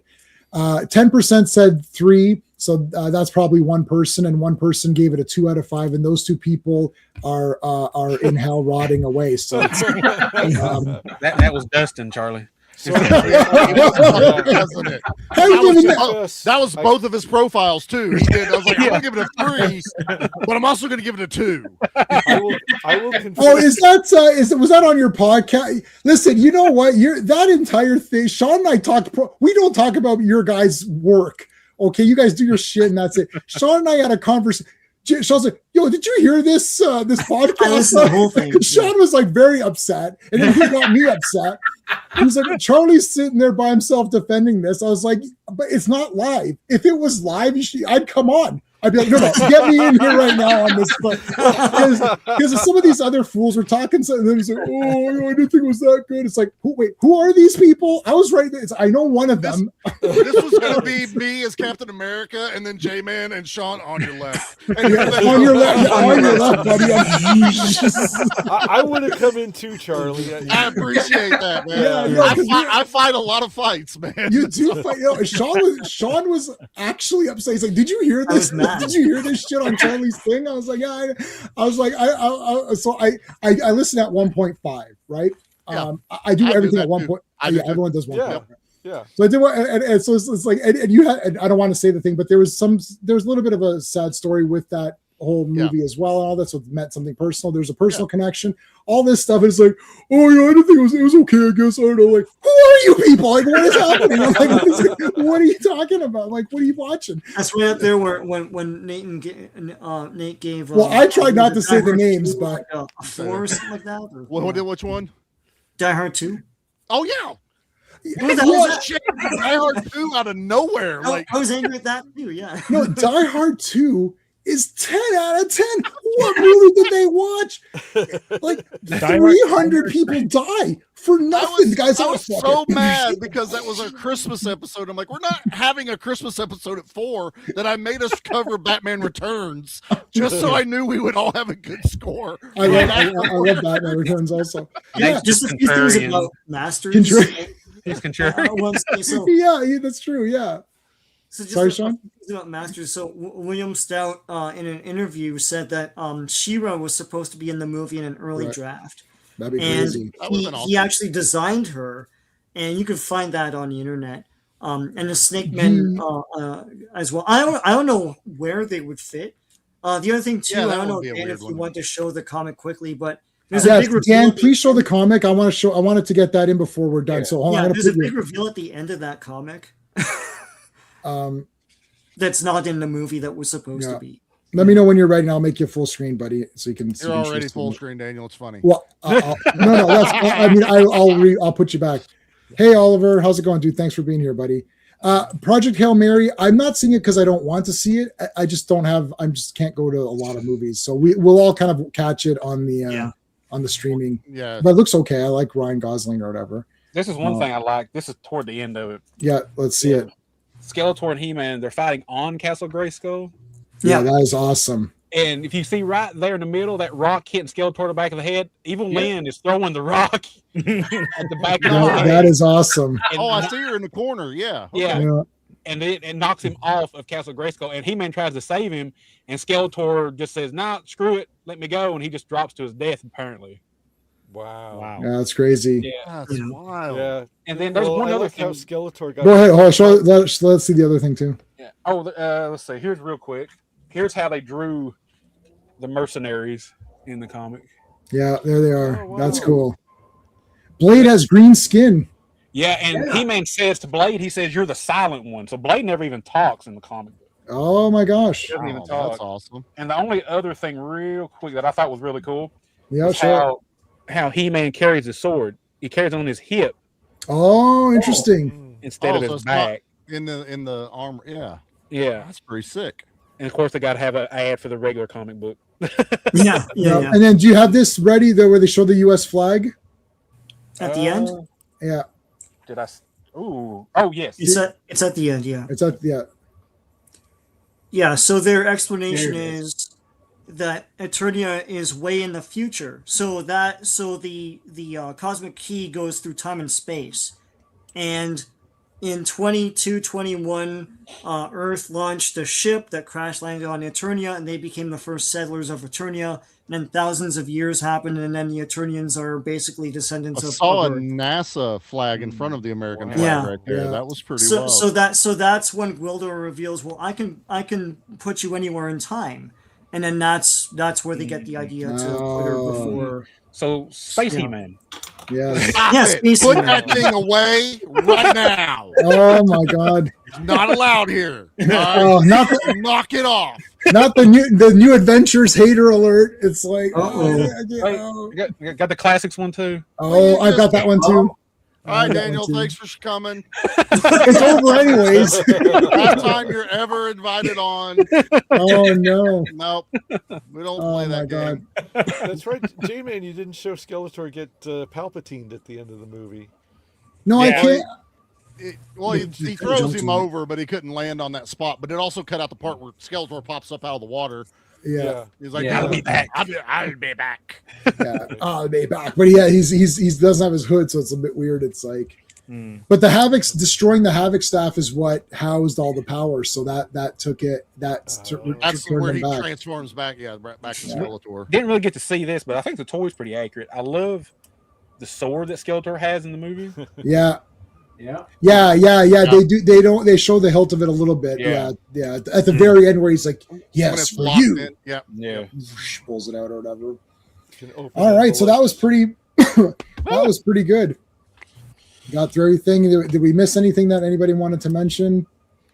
I think we covered pretty much everything about this movie. I Oh, mean, I've seen that Slade said in comments about Superman 4 and Masters at the same time. Yeah. Did they not take budget from Superman 4 to Yeah. make No. Masters? No. No. no, it Oh, didn't. I don't, Okay. I don't think it took budget. What happened was Canon would say, "I'm out of money. We're not going to make it," and force Mattel to give them more money. So it was supposed to be a percentage split, but by the end of it, like Canon was barely putting any money into this, and Mattel was basically fully funding it, which wasn't part of the original contract. But they were too far in, and it was pushed so far, the toy line was already starting to wane. They were hoping this was going to reinvigorate the toy Yes. line to get the new stuff going and start making more money. So I've got the Power of Grayskull Blu-ray, which is the documentary they did, and on the Blu-ray there's extended interviews about the movie, which I haven't watched yet because I didn't realize that there was extra stuff on that Blu-ray until I thought, oh, I haven't watched that in a while. Let me put that on, and because I'd originally watched it off of wherever it was, like on Tubi or something. I really originally watched it. I was like, oh, they made a Blu-ray of this, and I ordered the Blu-ray. So I never really watched the Blu-ray. Well, Then a couple of weeks ago, I was like, let me throw that Blu-ray on. I haven't seen it in a while, Yeah. right? And I was like, oh, there's all this extra shit on here. Now I didn't get a chance to watch the extra stuff, so I There- wanted to watch it. there's even more they talk about in Electric Boogaloo 2, the story of Canon, you know, Yeah, bombs, boobs, and blades, yeah, whatever that was that they released. So there's a lot of info on that, because that's when they also talk about that because this movie failed so badly, everything they had prepped is why we got Cyborg. yes. We have to do a movie, work with what we have. It was also what caused the Spider-Man movie to be dead. Like the they Cameron lost one. Yeah, they lost, you know, all their money, but this is like the right at the start of the fall of Canon. This isn't the last movie they did, but it's the one that kind of started the downfall. of it. Yeah. But yeah, I also love Superman 4. So yeah, Oh, yeah, but that's Superman 4 is great. everything that's in Cyborg was supposed to be set wise the Master of the Universe. Fun fact though, if you go back and look in some of the old TV guides, some of the old newspapers for Cyborg being on television, does say Master of the Universe Part 2. yeah, I've seen that. And I love the I love Cyborg. I mean, it's an awesome movie. I love the misery. I love this world. The problem people have with this movie, it's all honesty. They saw the word cyborg and was mad Jean-Claude Van Damme wasn't a cyborg. Right. You know, but to tell them this, it was originally called Slinger. So they were originally going to do that. They just changed it for whatever reason. But there is a cyborg. It's the chick. Yeah. Yeah, he's protecting her. I don't get it. It's what I do. Get people out of the city. He mentions it about 17 times. And part 2 is the first movie Angelina Jolie did. So And I like Cyborg too. Also, watch the 2's Cyborg fine. movies. Yeah. Well, I know what a cyborg is, but I don't know what a slinger is. So I could Slinger see was why- basically like Yeah. a bounty hunter mercenary type character. He got Yeah. paid. He could Slinger, because there's not guns. I think it was air powered rifles they were using in the movie, and he was a slinger. He could sling a gun basically. But yeah, but Ross is saying for a generic person, it's like, why am I going to watch Well, people okay, yeah, if Slinger you're when it's saying not it a that thing? way, they went with Yeah. a more marketable name, but then everyone Right. went into it because it says Cyborg, Jean-Claude Van Damme's face. Right. You know, so it's like, well, he's not Cyborg in this. No, but I there thought are at least a cyborg in it. Okay, so before we'll go. We got to go in like a minute, but thanks to everybody here who's here, guys. All of the links for all of these people, they all have podcasts and channels, and they've written books and stuff. All the links are everywhere. They're in this chat. They're in the description of this video. They're everywhere else. So go find all these guys. We'll have everyone back again. So thank you for being here. But yeah, I saw Cyborg. I thought the same thing. I thought Van Damme's a cyborg. This is awesome. And then he wasn't a cyborg. Yeah, but the movie's still awesome. Like my whole thing is like, when it's completed and the movie's done, was it awesome or not? Based on who cares what it's like. Right. Yep. Like like I agree. Yeah. what if the movie had sucked, then the title would be another part of the suckage. Right. It's like, the fights weren't very good. I didn't think this guy was, Van Damme didn't do much. It missed And on the title's multiple stupid. levels. Yeah, exactly. Right. Like it's the whole thing. But Plus, there is a it really- cyborg in it, and it is about her, and they need to get her to safety. So I don't understand. It is about the cyborg, like, And it leaves him open to be a replicant later on. and he could be a replicant. And then and then at there's another cut where someone does an origami unicorn, and then that means and the unicorn is doing the splits. So that's to show that they knew that he was really a replicant. And Fender has an amazing monologue in the ring. Are you replican or a replicant? Replic. Oh, that's from Once Upon a Time in Mexico. Are you a Mexican or a Mexican? That was awesome. We're gonna leave it on that, guys. Thanks for being here. Let's all do good journey. Good journey. Good journey. Good journey. Good journey. Bye. Hey friends, you've just been listening to J-Man, and he is the smartest person who ever lived. So make sure you like and subscribe.